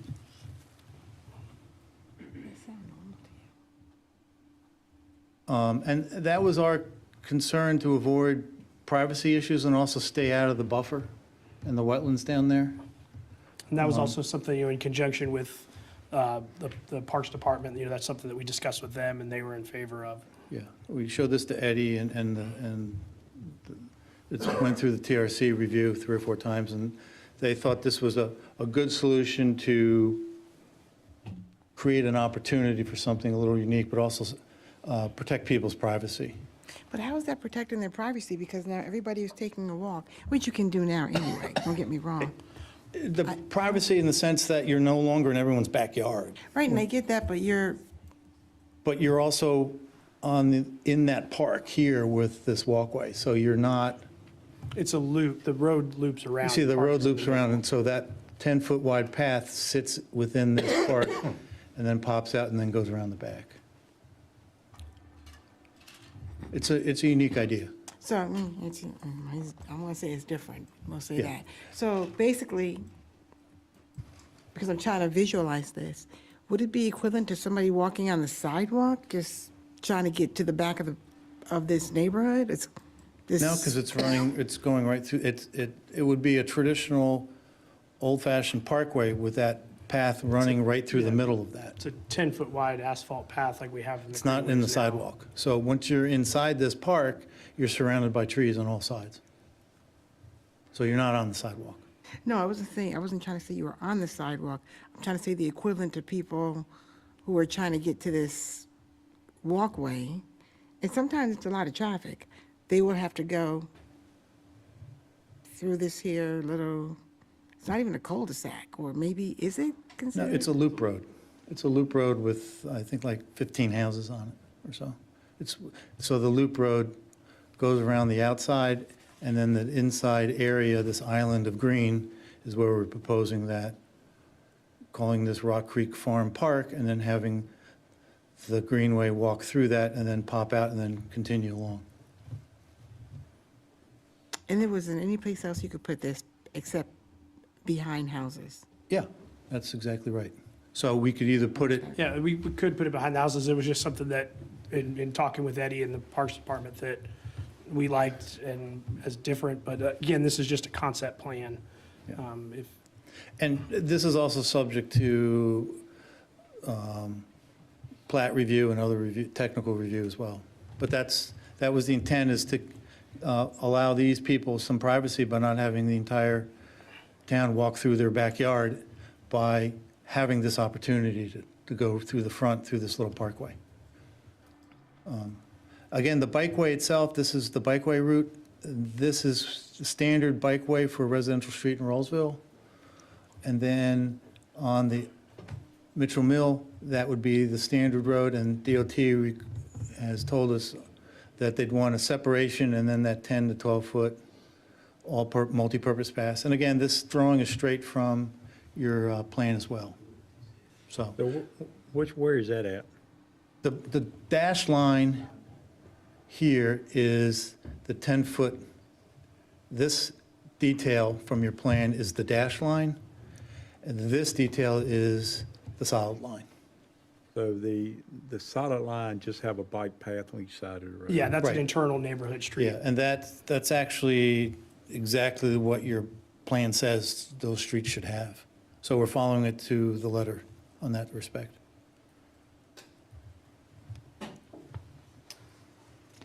And then, just to get into, I know we talked about some of the features. We're going to have a community pool. What we've tried to do is really turn, as Mike alluded to, this site has some challenges with, Duke is very restrictive about what they do, what you can do in their power easements. This line in particular is one of the more important lines, I think, transmission lines for Duke, certainly in this area. So what we've tried to do is use that space in a ways that will, with Duke's permission, to allow us things. Here's a picture of the Greenway Trail. So what we've proposed is about, is it 3 It's about 3.5 roughly or 3 so. acres of pollinator garden to, kind of make that space usable, but still kind of within the operational standards of Duke. And we've got their permission and Duke is supportive of that. Right, and on the plan, that is shown in this gold yellow area. So our pollinator, this is the Duke easement, it's actually 180 feet wide. And it's known, I think it's the 500 kW poles. This part here would be the pollinator garden leading up to the wetland, which is the light green area, and then it would just continue as regular open space. And then this other light green area here are the wetlands and the creek. So this site is squeezed in between 20 acres of Duke power easement and about 10 acres of wetlands. So we're doing our best to fit within the site and use your UDO to the best example. And you actually only give us 2 types of houses, a 75-foot wide house in the zoning district and a townhouse. So those are the 2 houses you see here. Those are the 2 houses that are per code as stated, and that's why we have this number here. So the actual number, I It'll be a think, huge pollinator garden, right? that's the idea, yeah. Yeah. Well, next door It'll be that one. mowed every year or so, and that'll be a relationship between, it'll be a wildflower meadow, so it could be quite spectacular Yeah, if it lots works. of bees and snakes and everything else. All righty. Yeah, it's And other a high creepy grass crawly area now, things, but yeah. Duke is actually supportive of it because it's actually less maintenance for them. Yeah. Keeps tree seedlings down, and we think it's a good. It makes that area more aesthetically pleasing, but also is beneficial to the environment. And I should say, if you're scared of spiders, don't walk in there either, but. So who maintains it if it gets out of control? Is it on Duke or is it on the HOA? It's the HOA first, but then this is a protected infrastructure.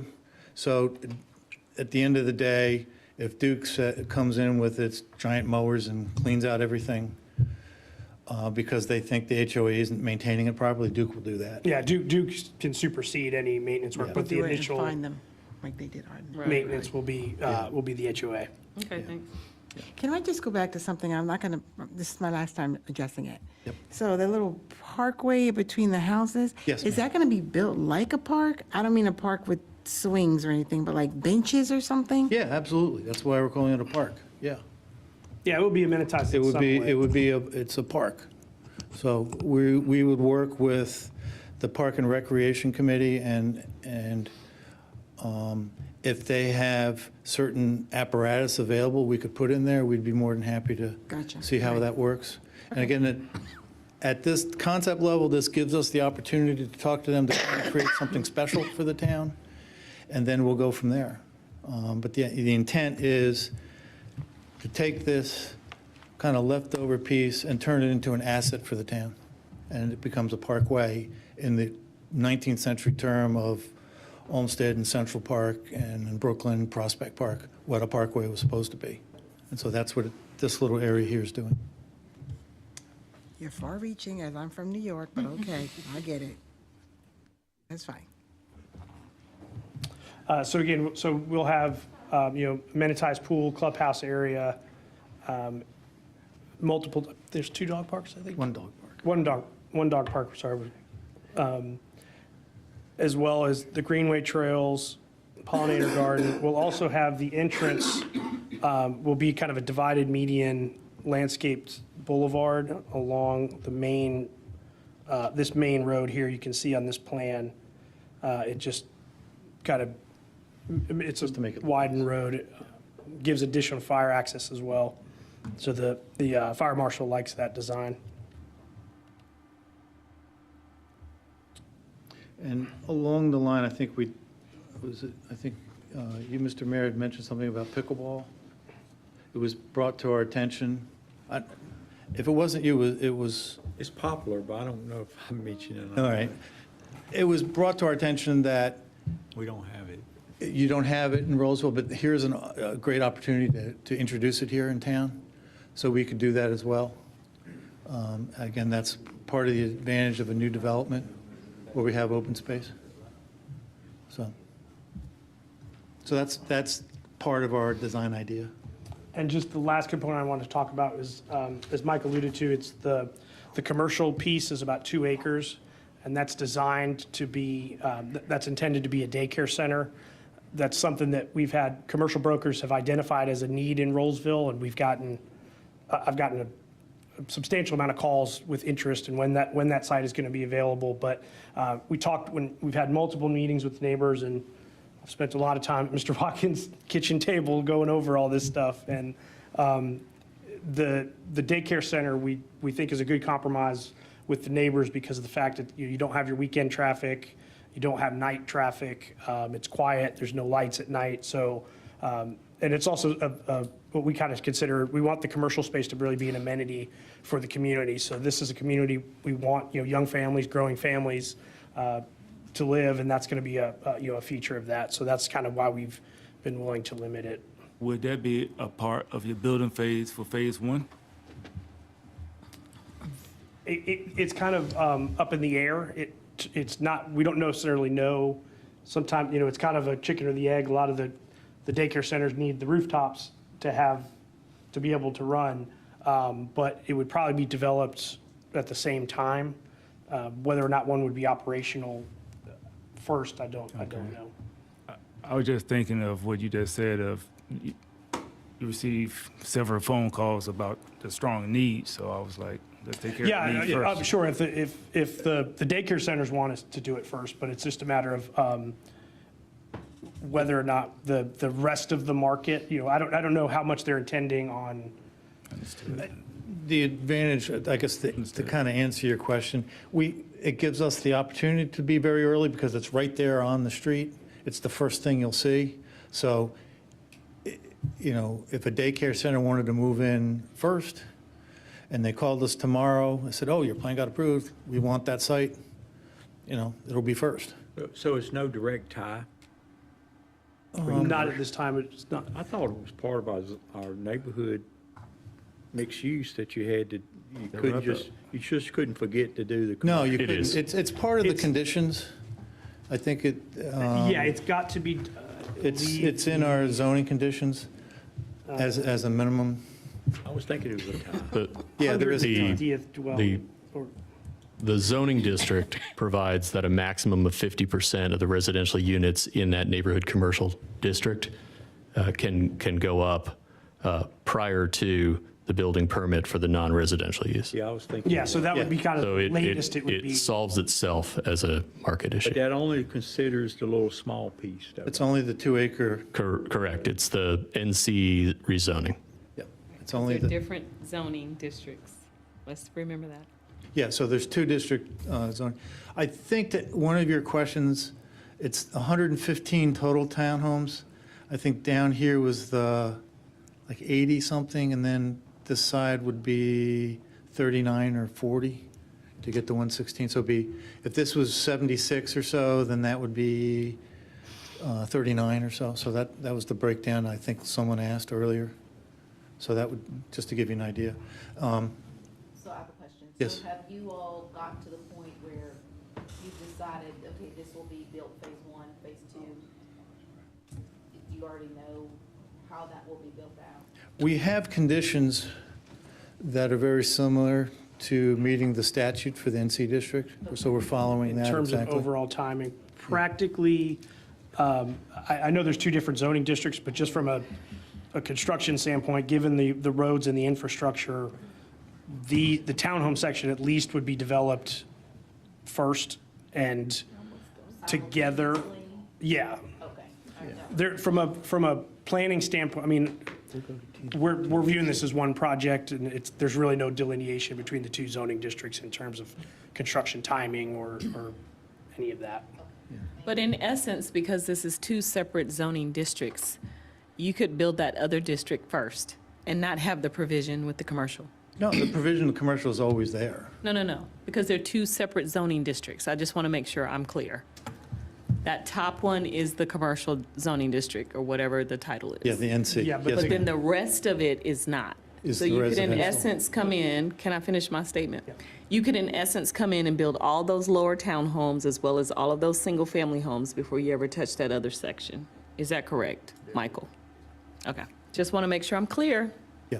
Thank you. That is built into your code as well. I think wherever you had this condition occurs in town, these districts are considered separate entities.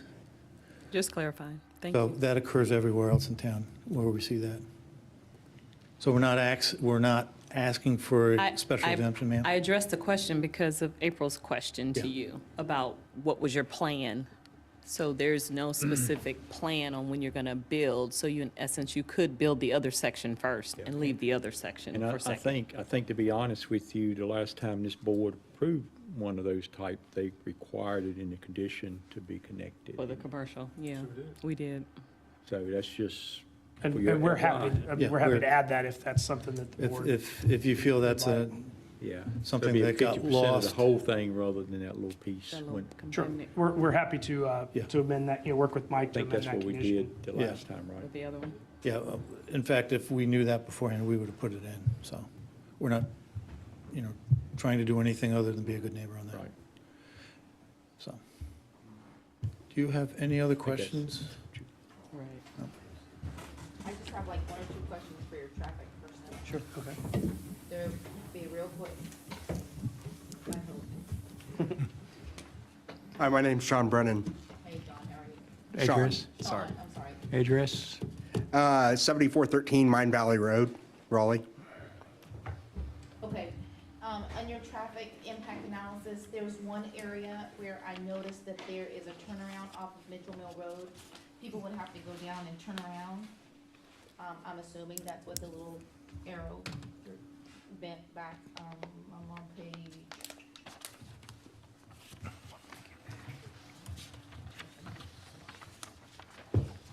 You have page number? I'm getting there. Page, right under 100, I think. Is it in the recommended lane configuration diagram? Okay. I'm just asking the Sounds good question. to me. That's where it should be. So we aren't proposing any U-turn bulbs on, Okay, I'm sorry, keep talking. we aren't proposing any U-turn bulbs along Mitchell Mill Road. Okay, so, no, not U-turns. Is there any way, is there any place where someone's gonna have to go past both exits, both entrances to turn around? There's not that reason because they can go past the first one, but then they can turn into the second one. They can turn left into site access 2, which is the eastern site access. That's correct. Okay, so then, on page 126. So there. 126. My page numbers are correct. Mine only goes to 40.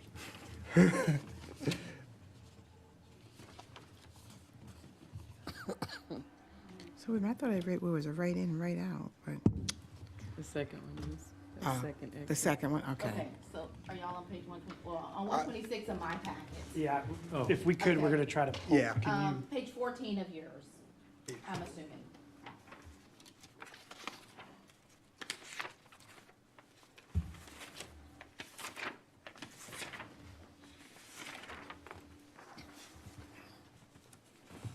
So I have the legend on the top left corner? Peak hour traffic.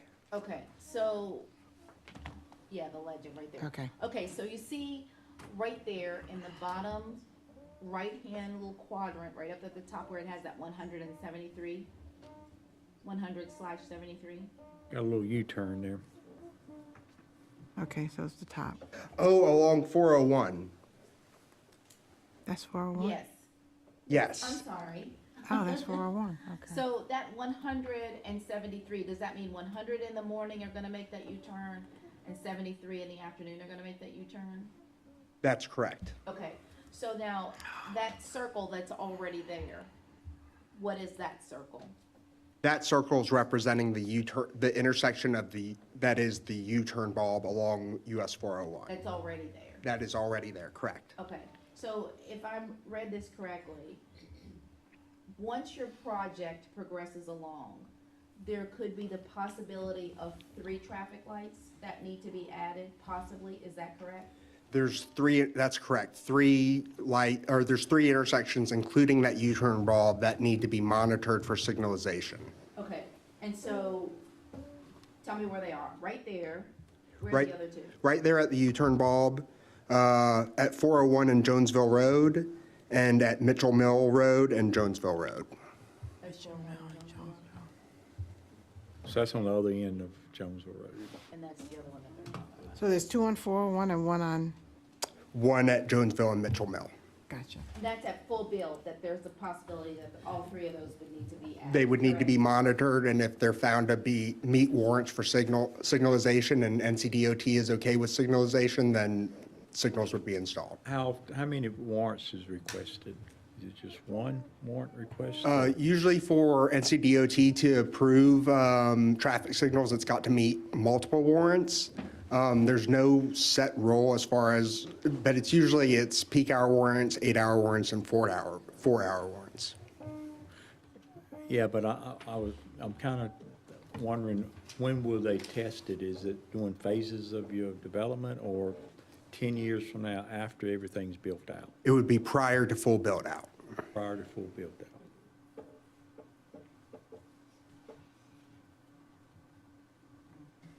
How do you get access to the commercial property? Do you have to drive through the community to get there, or is it on the end of the road? There's the right and right out. Here, there's two ways in. The first one would be if you're coming from the north, you could then turn right in, turn the corner, and then enter the Right. parking lot. And if you're coming from the south side, you'd come down. Yeah, this is a loop parking lot. Yeah. To kind of have a little So- carpool lane for. You come in that way, and then if you're coming down, and on this Coming side, from you where? could then make a left turn, turn down this public street, and come back all the way to get into the daycare, and then, So that's if you're coming from what direction again? so, if you're coming From like Jonesville Road. Okay. Jonesville up, you could turn in. Well, the only road we actually have named, this is Mitchell Mill. That's the only one that's named, so this would be, So if you come from Street- Jonesville, you have to turn into the townhomes. so you come down from Jonesville on the left side of the street, you then make a left turn at this intersection that DOT is asking for us. Then you turn in, and then turn again to come in. Oh, so you can only go right in if you're coming from, Well, yeah, if you're coming, Yeah. yeah, if you're coming down, if you're coming up, you could bypass this intersection and then turn right in and go that way too. And so gotcha. on the way out, you can come out and then you can turn right and go out this way, because that'll be a median, as DOT requested. But if you want to go out and turn left, you have to go all the way down to the townhomes? You have to go all the way down to this traffic light. Eventually, it'll be a traffic light probably, and turn left and go out. Through the townhomes? section? Yeah, that's why it was so important for us to have that text change, so the townhomes don't back onto that street. So we don't have all those. So this is the driveways. side of the townhome? Yes, ma'am. That's the side. Yes. Gotcha. Yep. Thank you. Any additional traffic questions? April, you get your questions answered? All right, Paul, anything from the traffic, anything? No, the only question I had was, I'm on the Parks and Rec Advisory Board, and we were talking about greenways on this thing, and I'm just a little bit confused about the paperwork that was in the packet. We were trying to get a greenway from basically the wetlands over here to the wetlands over there through the easement. Yeah. In their wording, I see that they said they highly, this one says it's not approved. That's right. The wording they had with that was just because they were going to repair the towers at some point through there. I don't know. I don't see a reason why we still can't put it through there. I know Duke Energy says no, but What there? a greenway through that easement, like, you have no connection really from the front to the back with a greenway. You know, we asked Duke that, and through power line resiliency and other laws, they have the power to say no. Yeah. Yeah, we had And- multiple calls and In fact, we're seeing that on all our other projects, even some other projects in other towns, where they said, oh, what a great idea. It used to be in effect, and then I think kind of after the power line incident in Pinehurst, they got a lot more strict. Yeah. And they've kindly but firmly said no. Okay. And that's it. yeah, because Yeah. I mean, frankly, we agree with you. Yeah, it's like, it feels like everybody in the front of this neighborhood would have no access to the greenway in the back. Yeah, which- so did you go through the document called Electric Transmission Right-of-Way Requirements for Shared Use Paths and Trails? Because they do have a document where they do this kind of stuff and they call it shared use. Did you get that far where you? We did, they gave us that guidance, and we did talk to them about that. Basically, it was sort of we worked as best we could with Duke with their, they don't really want anything in the power lines. They were pretty receptive to the pollinator garden. Shared use. And, given that we already have this crossing, they've just been very, we can ask again, but it's just been, it's been a challenge to get them to agree to it as much as they've agreed to. Yeah, I think what Commissioner Bill was getting at is if we had a written denial from them saying that we deny you this thing, that's a little bit different now. Okay. I don't know.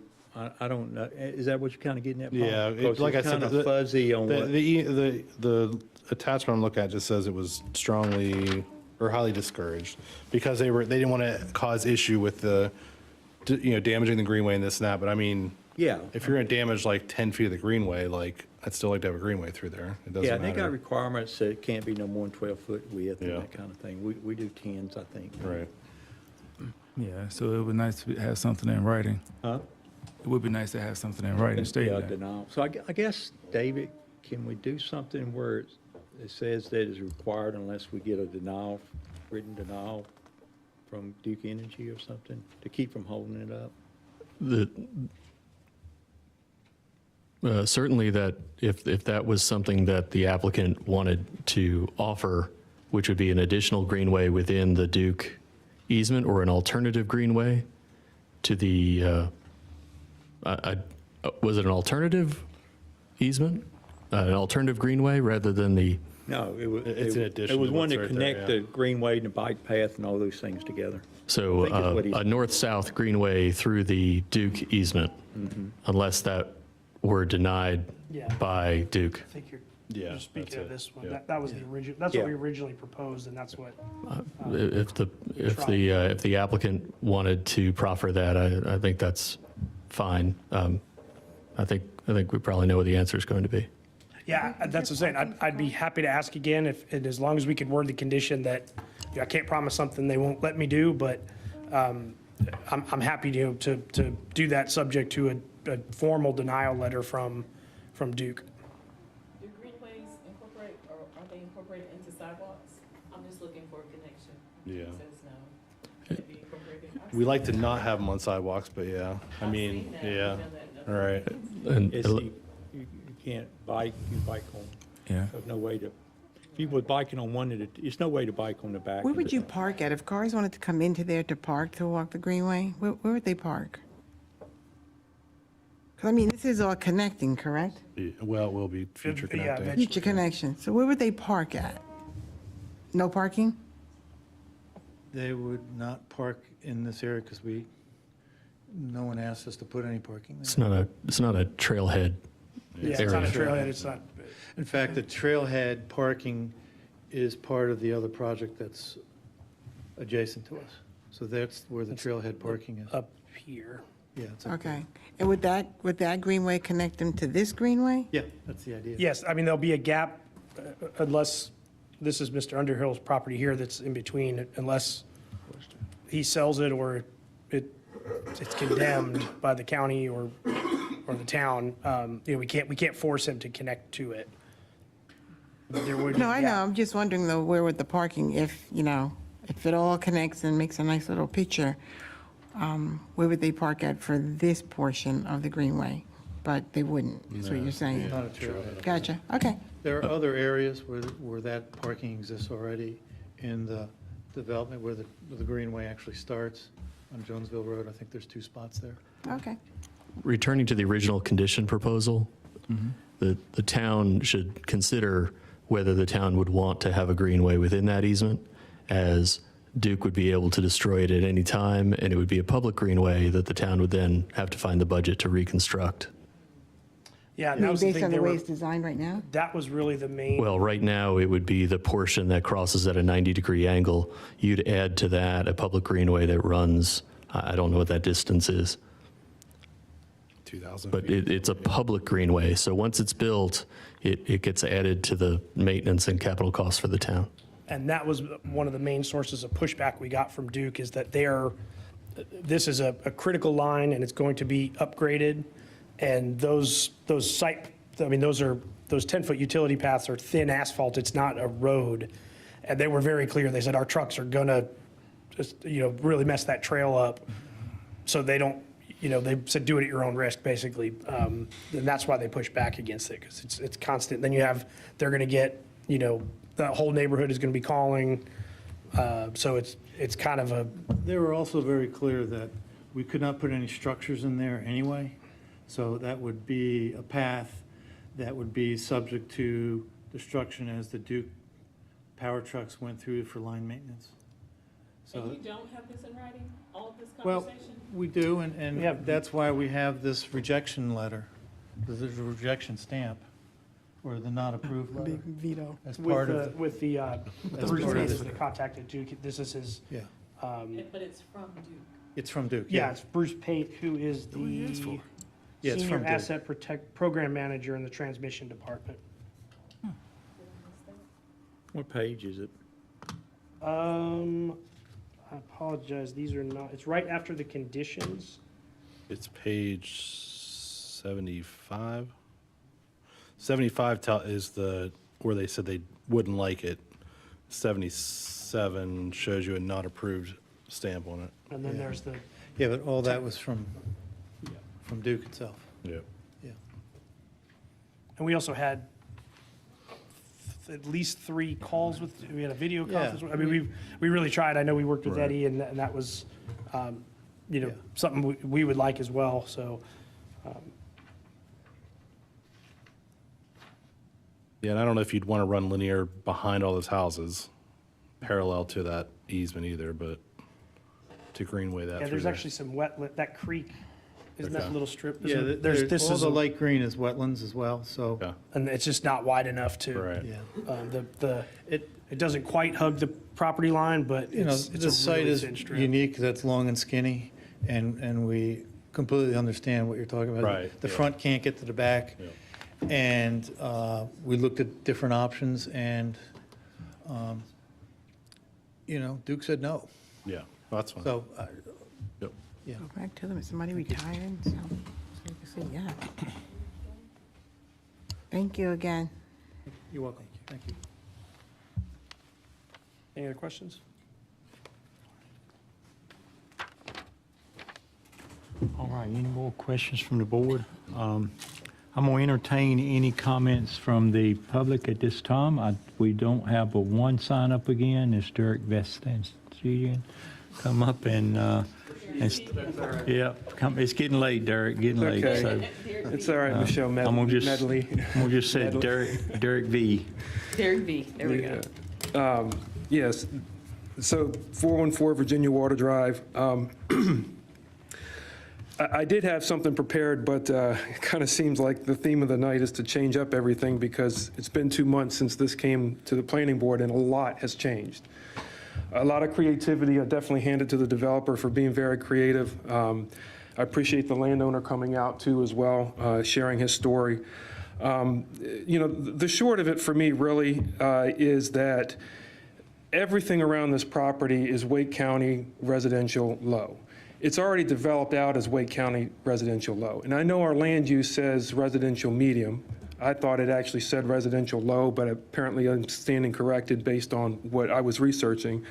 But even then, I think a lot of the confusion that came along with this whole project is because it's being asked to be residential high. I mean, that's why. All this confusion, the last 3 hours is because of residential high and all the conditions and all the fancy stuff we're trying to do. If this was residential medium and it stayed according to our land use as residential medium, the developer has shown his creativity and can surely come up with a product that fits in that plot. It'll do just as well justice for the landowner as well, with their history and their understanding and their desire to have something, worth it being put in there. I think you can still do that as residential medium. But all the confusion and all the mess has been residential high. So how do you go from Wake County low to residential high in an area more than 3 miles away from our core downtown area. And in that respect, if you go on to the GIS of Wake County and you look at what they consider walkability for Rolesville, it doesn't come close to this property. So we always talk about townhomes should be walkable. Well, the only townhomes that this is going to be walkable to is the next door neighbor's greenway that dead ends at somebody else's private property because it's Wake County residential low. So I don't want to say no to a project like this, but it's just the wrong product. It's the wrong product at this point in time. And that's what I just have a hard time hearing. And I think we can challenge this developer to come up with something that fits in that residential medium so everybody still gets something, but something that's more appropriate. We talk about the traffic concerns in one project in that whole rural area. One project is going to cause a lot of change to that area. And it worries me that we're not understanding what impact we have short and long term if we just, at the will, just keep changing our zoning because that's what one person wants or another person wants. So I really just ask you to really think about what are we doing with our zoning? Are we going to ignore Wake County? Are we going to ignore our own zoning and land use maps? And we're just going to let everybody come in and tell us what we want? So that's what I want you to think about in this respect. Thank you. Thank you, Derek. Appreciate the comments. All right. Like I said before, last public hearing we had, let's make sure you have any comments to make. Would you like to respond to that? Yeah. I knew it was coming. With all due respect, sir, our overall density is actually less than your master plan. You can't develop on the pieces of land. No, even if we, and second of all, your code only gives us two types of house types, a 75 front unit, and Michael, you tell me what section that is, and a townhouse. Those are the only two. It's like going to war with an atom bomb and a hand grenade. That's it. So there is no other option here that we can use. We can either make it all townhouses, which we don't want to do, Which you're not going to do. or we could do all 75-foot lot houses, which would mean we'd be making $1 million neighborhood, which we don't want to do either. So we want to find that balance. But when we went to staff, when we went to code, when we went to TRC, we only had these two options. Yeah, So even though it says high density, overall, it's actually a low density number. And I guess if we can put Michael on the spot and he could pull out the code and tell us the sections, but we won't, it's late. But we can talk about that I will later. say, you're not the first developer to say there's only two products. So, and I would say, what do we need to do to look into that? Because I hear that a lot. Let's let them finish. So you don't have to answer that now, but that is a concern. Yeah, I just wanted to point out, so even though it is residential high, we've conditioned down, the conditions control for this project. It will still be 2.3 units an acre, maximum of 152 on the single-family homes, and I think it's currently planned around in the 140s, and a maximum of 115 townhomes. So even though it is the residential high district without any conditions would allow apartments and many more requirements, we've conditioned it down to restrict it to, it is a medium density product that's even lower than what the land use plan calls for. Any other comments from you guys? It's kind of late, so. Kind of late? You know, I agree with and- that. That's a good comment. Really? You know what, there was a time that this board did say we wanted our townhomes to be walkable. And then there was I don't know which development it was, and it came up where the townhomes ended up out there.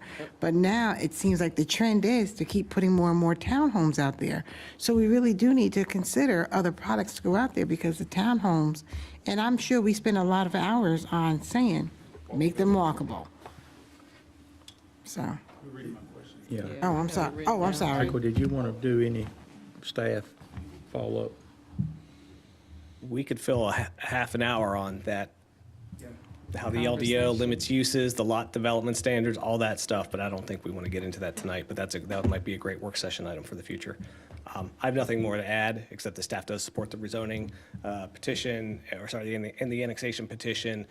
Staff feels that the overall proposed density committed to is far less than the plan for medium-density residential. While the RH district is being requested, that's because it's the only district that allows townhomes, and the developer wants to do some townhomes. No more than 15 acres of the RH district can be developed as townhomes. The NC district allows the townhomes product, but has a compulsory commercial component, and it is small because the applicant does not want to build too much commercial, because there's a feeling that the market cannot bear that at this particular location. So synopsis, I believe that's some of the drivers as to why the request is the two districts, the acreage breakdown, et cetera, for the ultimate project that you see before you. Thank you. All right, any other questions? I don't feel like my question was addressed, really. He said to take 30 minutes. Do you want to take 30 minutes? I don't want to take 30 minutes, but they need a decision tonight. Sure. If you could restate Yeah. the specific question, I could try to. Why is it two products? Is basically what I think she was asking. Why is it just the townhomes or the 75-foot lots? That's the only two products you can put. Right, so, right, the RH district does permit townhomes. The RM residential medium district, which is less intense than RH, does not permit townhomes. So if a developer wants to do townhomes, they have to ask for RH. And within that RH district, they can only develop 15 acres of townhomes. So if you had 100 acres, you can't say, I want to rezone to RH zoning district and do 100 acres of townhomes. You can't. You can only do 15 acres of it. I get that it limits it, but And then that the is RH something we said not to put out there. And then the RH district, if you do single-family detached there, your lot dimensions are 75 foot wide and 7,500 square foot. In RM, the standard is 15,000 square foot lot. And the developer would probably tell you, that's not marketable, or it's going to be, like they said, $1 million home. So the options are, I need to ask for RH, I need to do some townhomes in there, maximum of 15 acres, and then I get a lot size dimension, 75 frontage, 75 square foot, 100 square foot total, which is actually marketable, which meets market. In most communities, that would be residential medium zoning. But the RM has a ginormous minimum lot size. And then if in the RM district, if you do the cluster option, you have to reserve 40% of open space minimum. But then the text amendment recently raised that 5,000 square foot lot to 8,000. And again, 8,000 in most communities is by right standard and actually high, not low, high as far as it requires it. Most communities have an option for 5,000 square foot lots, standard by right, but the LDO does not. So these are the drivers that drive a developer to look at the property, look at the LDO and say, I need to get lot sizes, I need to get mix of use, et cetera, and I have to ask for RH, but I'm not gonna do 9 dwelling units per acre of townhomes, and I'm not gonna do 6 dwelling units per acre of single-family detached. They're detached products coming in under 2 dwelling units per acre. And overall, I did some math over there, I think by the general areas for the townhomes, their density is gonna be about 4. But you're Or for the counting that townhomes and under easement, that 2. Duke Energy It's gross easement, land. right? It's gross land. Right, but you're still counting that. Yes, So it's that's gross really land. not a fair assessment, though. For me, that's not a fair assessment. but that Because is that's how the land math you're not works. able to develop on. So you can say that's there, but you're not using that for percentages. So that kind of skews the picture for me. But I think that we are shooting ourselves in the foot with the townhomes. We have talked about over and over. It's funny, Dan wrote this down, I wrote it down, Michelle brought it up, the walkability to services. So I know everybody in this community is not going to need the daycare, right? If I'm really going to go out on a Friday night, I'm not walking to the daycare to do that. So the whole thing about townhomes is having access to the city center. And I know that a lot of these developments are coming forward and saying, such and such is coming. Coming is not there, right? If I'm leaving from that area and I want to walk to Food Lion, that's not realistic. How do I get across the bypass?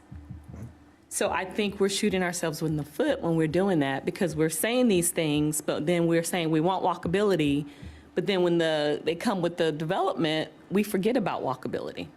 So where does it leave those residents that would buy in this area? Sure. So that to me is problematic.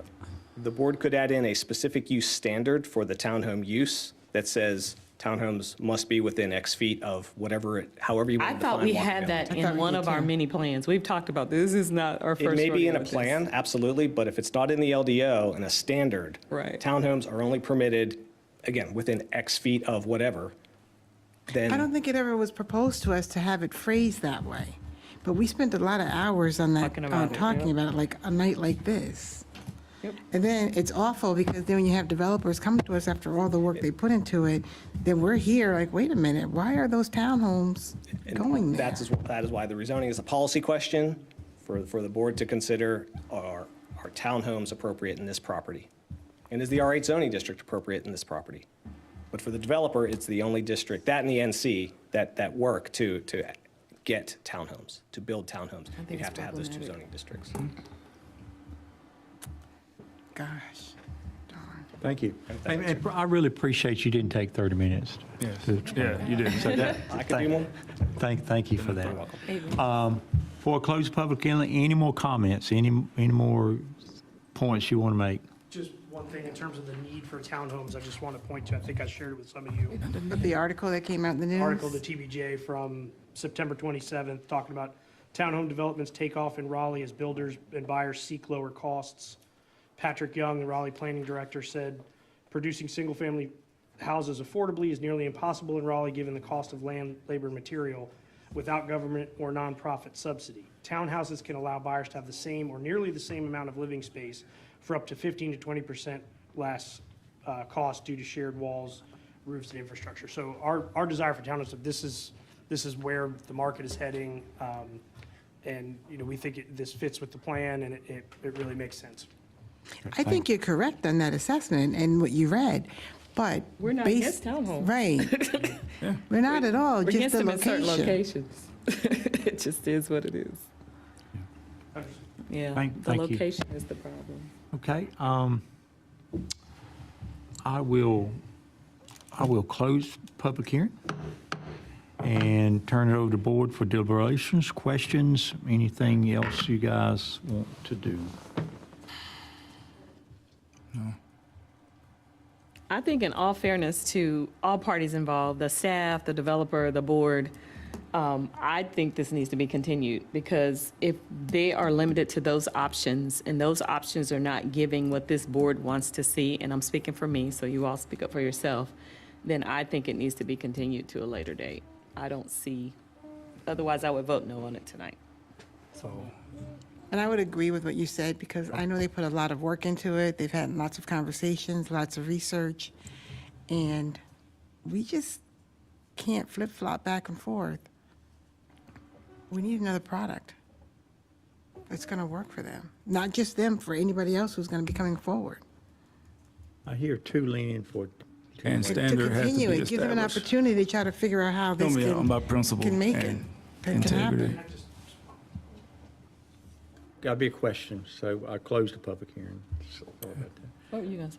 Oh, no, is that once our board make a decision about certain things, we need to stick to that. That's, for me, that's integrity. That's a big thing.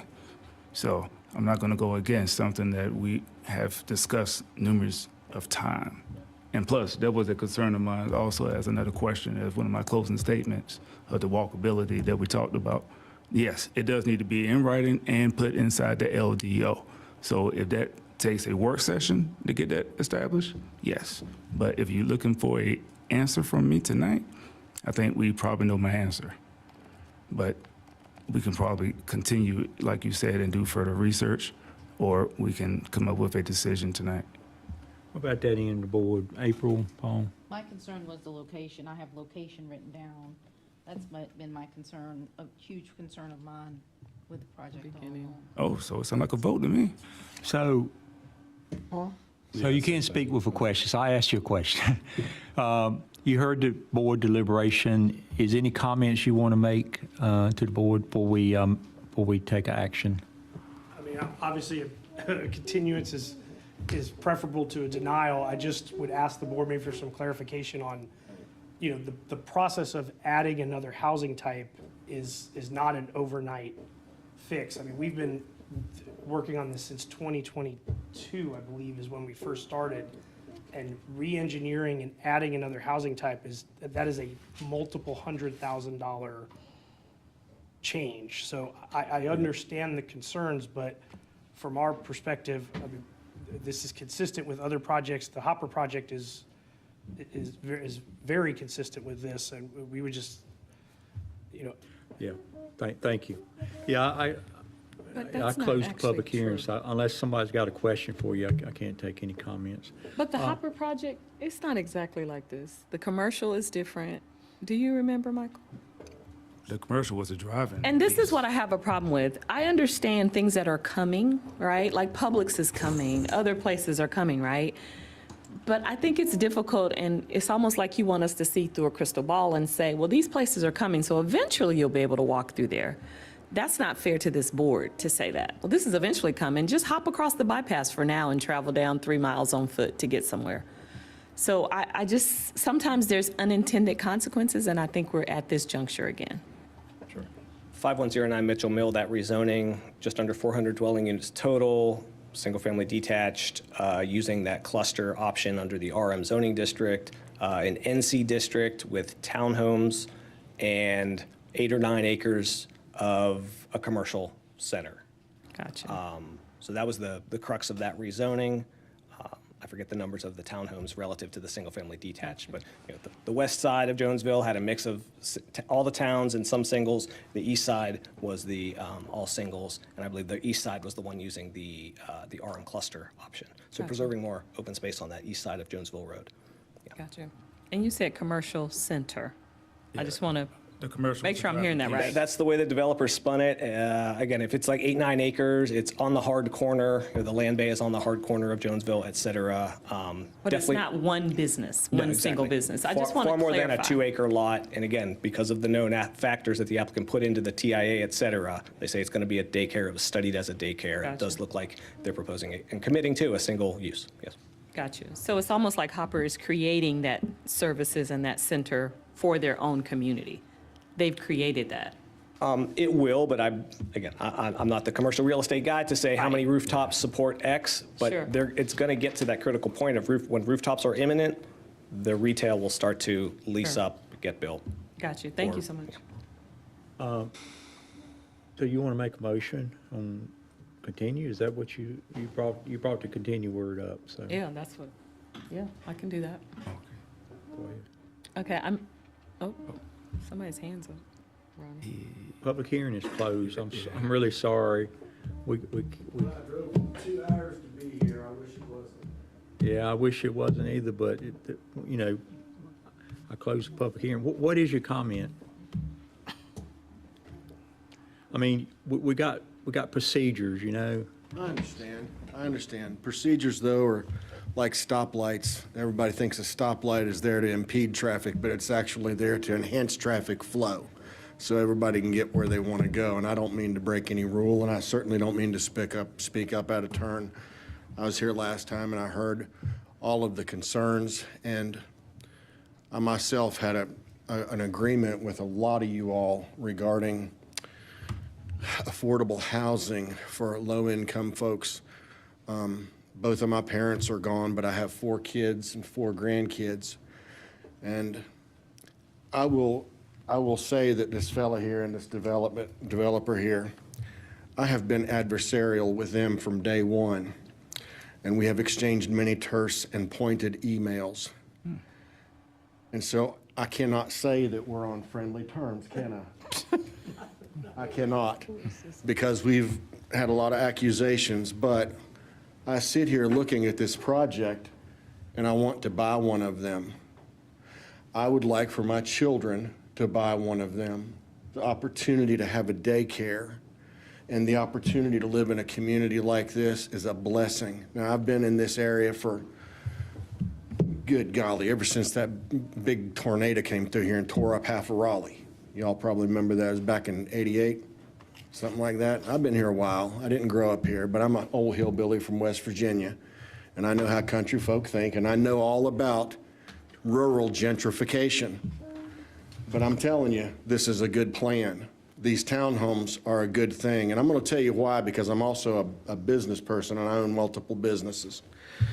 With affordability comes density. With density comes proximity to business. The very thing that you want as far as walkability anywhere you go is always based on a business being willing to put something within proximity of people. Businesses just don't sprout up in the middle of nowhere. You all know that and you all have seen it. They come when you do have a cluster of folks. And it's almost a paradox from my third-party outside opinion about what's happening here. I see seniors being able to move into this community because of affordability, young families having a place to go. And then I see businesses, like some of the businesses that I run, looking at that kind of a density and cluster of folks and seeing a potential viable market to where I would want to put something there to service them. The only hope you have of getting what you want, I think from a basic business perspective, is allowing a plan exactly like what these gentlemen are offered.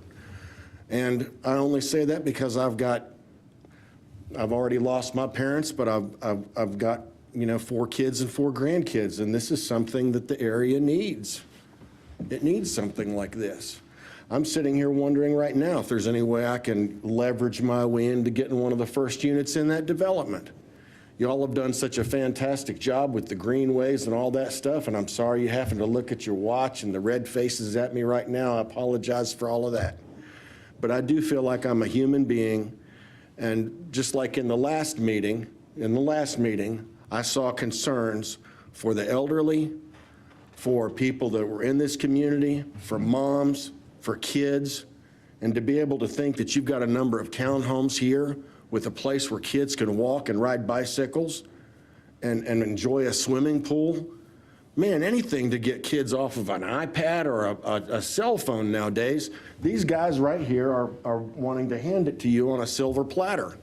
I hate saying that because I've had run-ins with them all along the way. You're going to have to wind it down. It's been 3 I'm going to wind it down. I feel like I've made my point.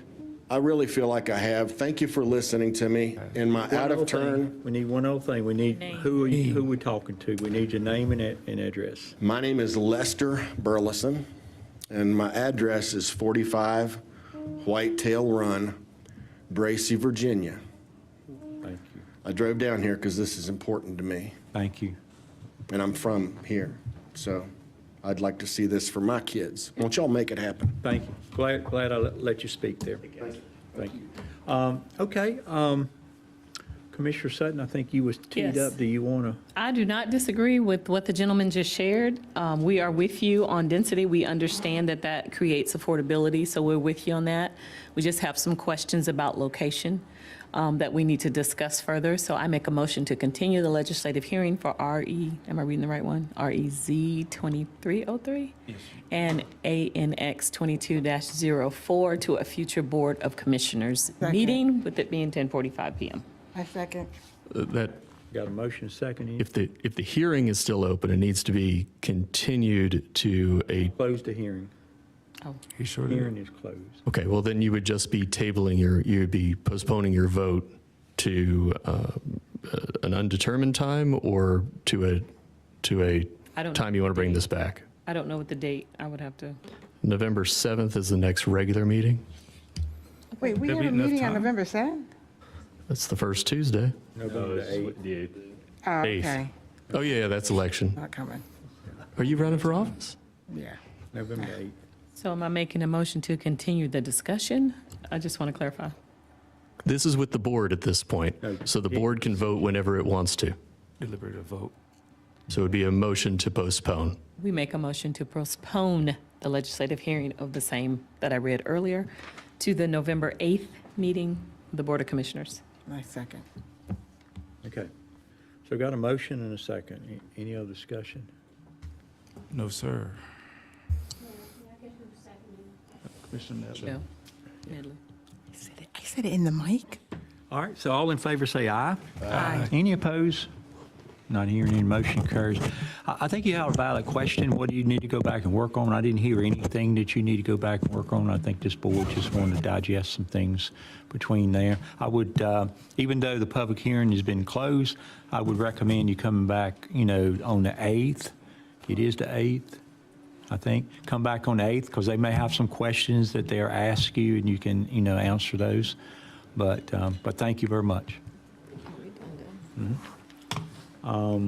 So with that, I think to close out the business night, we got some communications. Anything from the town attorney? No, sir. Anything from the town manager?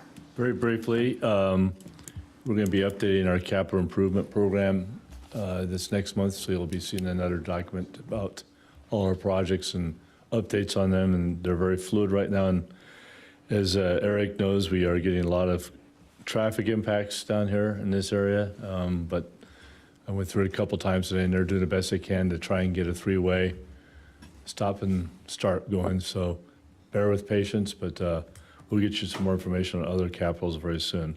And then, Mayor, you asked me to give you a quick update today. I came in from the International City Managers Conference Association conference in Austin, where it's the first time I've gone in 4 years since COVID, and it was a very large conference, 5,500 attendees. They've been having this conference since 1914. Just give you a perspective of what I attended, some sessions, community outreach versus community engagement was one of the topics, change exhaustion. How do we work within change, a changing world? I did go to some very interesting, very distinct conversations with communities. One was with a community called Casalopolis, Michigan. They did an Imagine Cass project, a town of 3,000 people, completely did a lakefront project and how they were able to do that with their grants and such like that.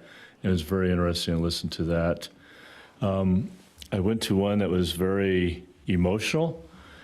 It was led by the city managers of Uvalde, Texas, and the city managers of Highland Park, the city manager of Highland Park, Illinois, and both of them re-reviewed their shootings that occurred in those communities in 2022. Essentially gave a summary of what went on, but then what they learned. And it was called Leading in Crisis, and it reminded me that we got to keep that in front of us all the time and what we need to be prepared for. Very interesting one on AI. It was called Driving Innovation in Government. And they didn't give any indications. All they said is what you know now will be different in 2 years from now. Lord have mercy. And they also said that we all should be learning it right now and be using it right now, and that we will be using it on a regular basis with everything we do very soon, if we're not. And that's how dynamic it's going to be. It will be used in everything from revenue estimates. One example they talked about is populating an area and letting it sort through and come up with what your property tax valuations is. And these are, this is something that would have taken weeks to do. You just fill a grid, fill it in, it'll do it for you and tell you what's coming up. So it was kind of scary, but it's something we're going to have to stay on top of. And then the other thing that I did also go to is multi-generational teams. The author of a book called The Remix, How to Lead and Succeed, a multi-generational organization, was really good. This is the first time ever in our lives that we've had 5 generations in the workplace. And so it was about the dynamics of that and how we need to be leading within that. And then, of course, Commissioner Alston, I did have to sit through the keynote Emmitt Smith and see all the Dallas Cowboy highlights. And I'm still not certain how it's relevant, other than just he was a leader and very inspirational person. So anyway, it was good. So thank you for letting me go. Most importantly, it was really good to go out and get some good experience and learn. So thank you. Thank you. I have a question for Kelly. I think that was Kelly's way of telling us that he really did attend the classes by acting like he knows all this stuff. But that's some great information you shared with us. But I do have a question about the traffic studies. Is that combined study almost completed yet? I was just going to ask So about. that was, So thank you. That's October 17th is your next work session. Okay. You have 2 items certainly booked for that. One is the Wake County Public Schools is coming in to talk about their strategic plan. I think they want to give you some information, and they've asked that, and so we're going to come on first. And then we are ready to present.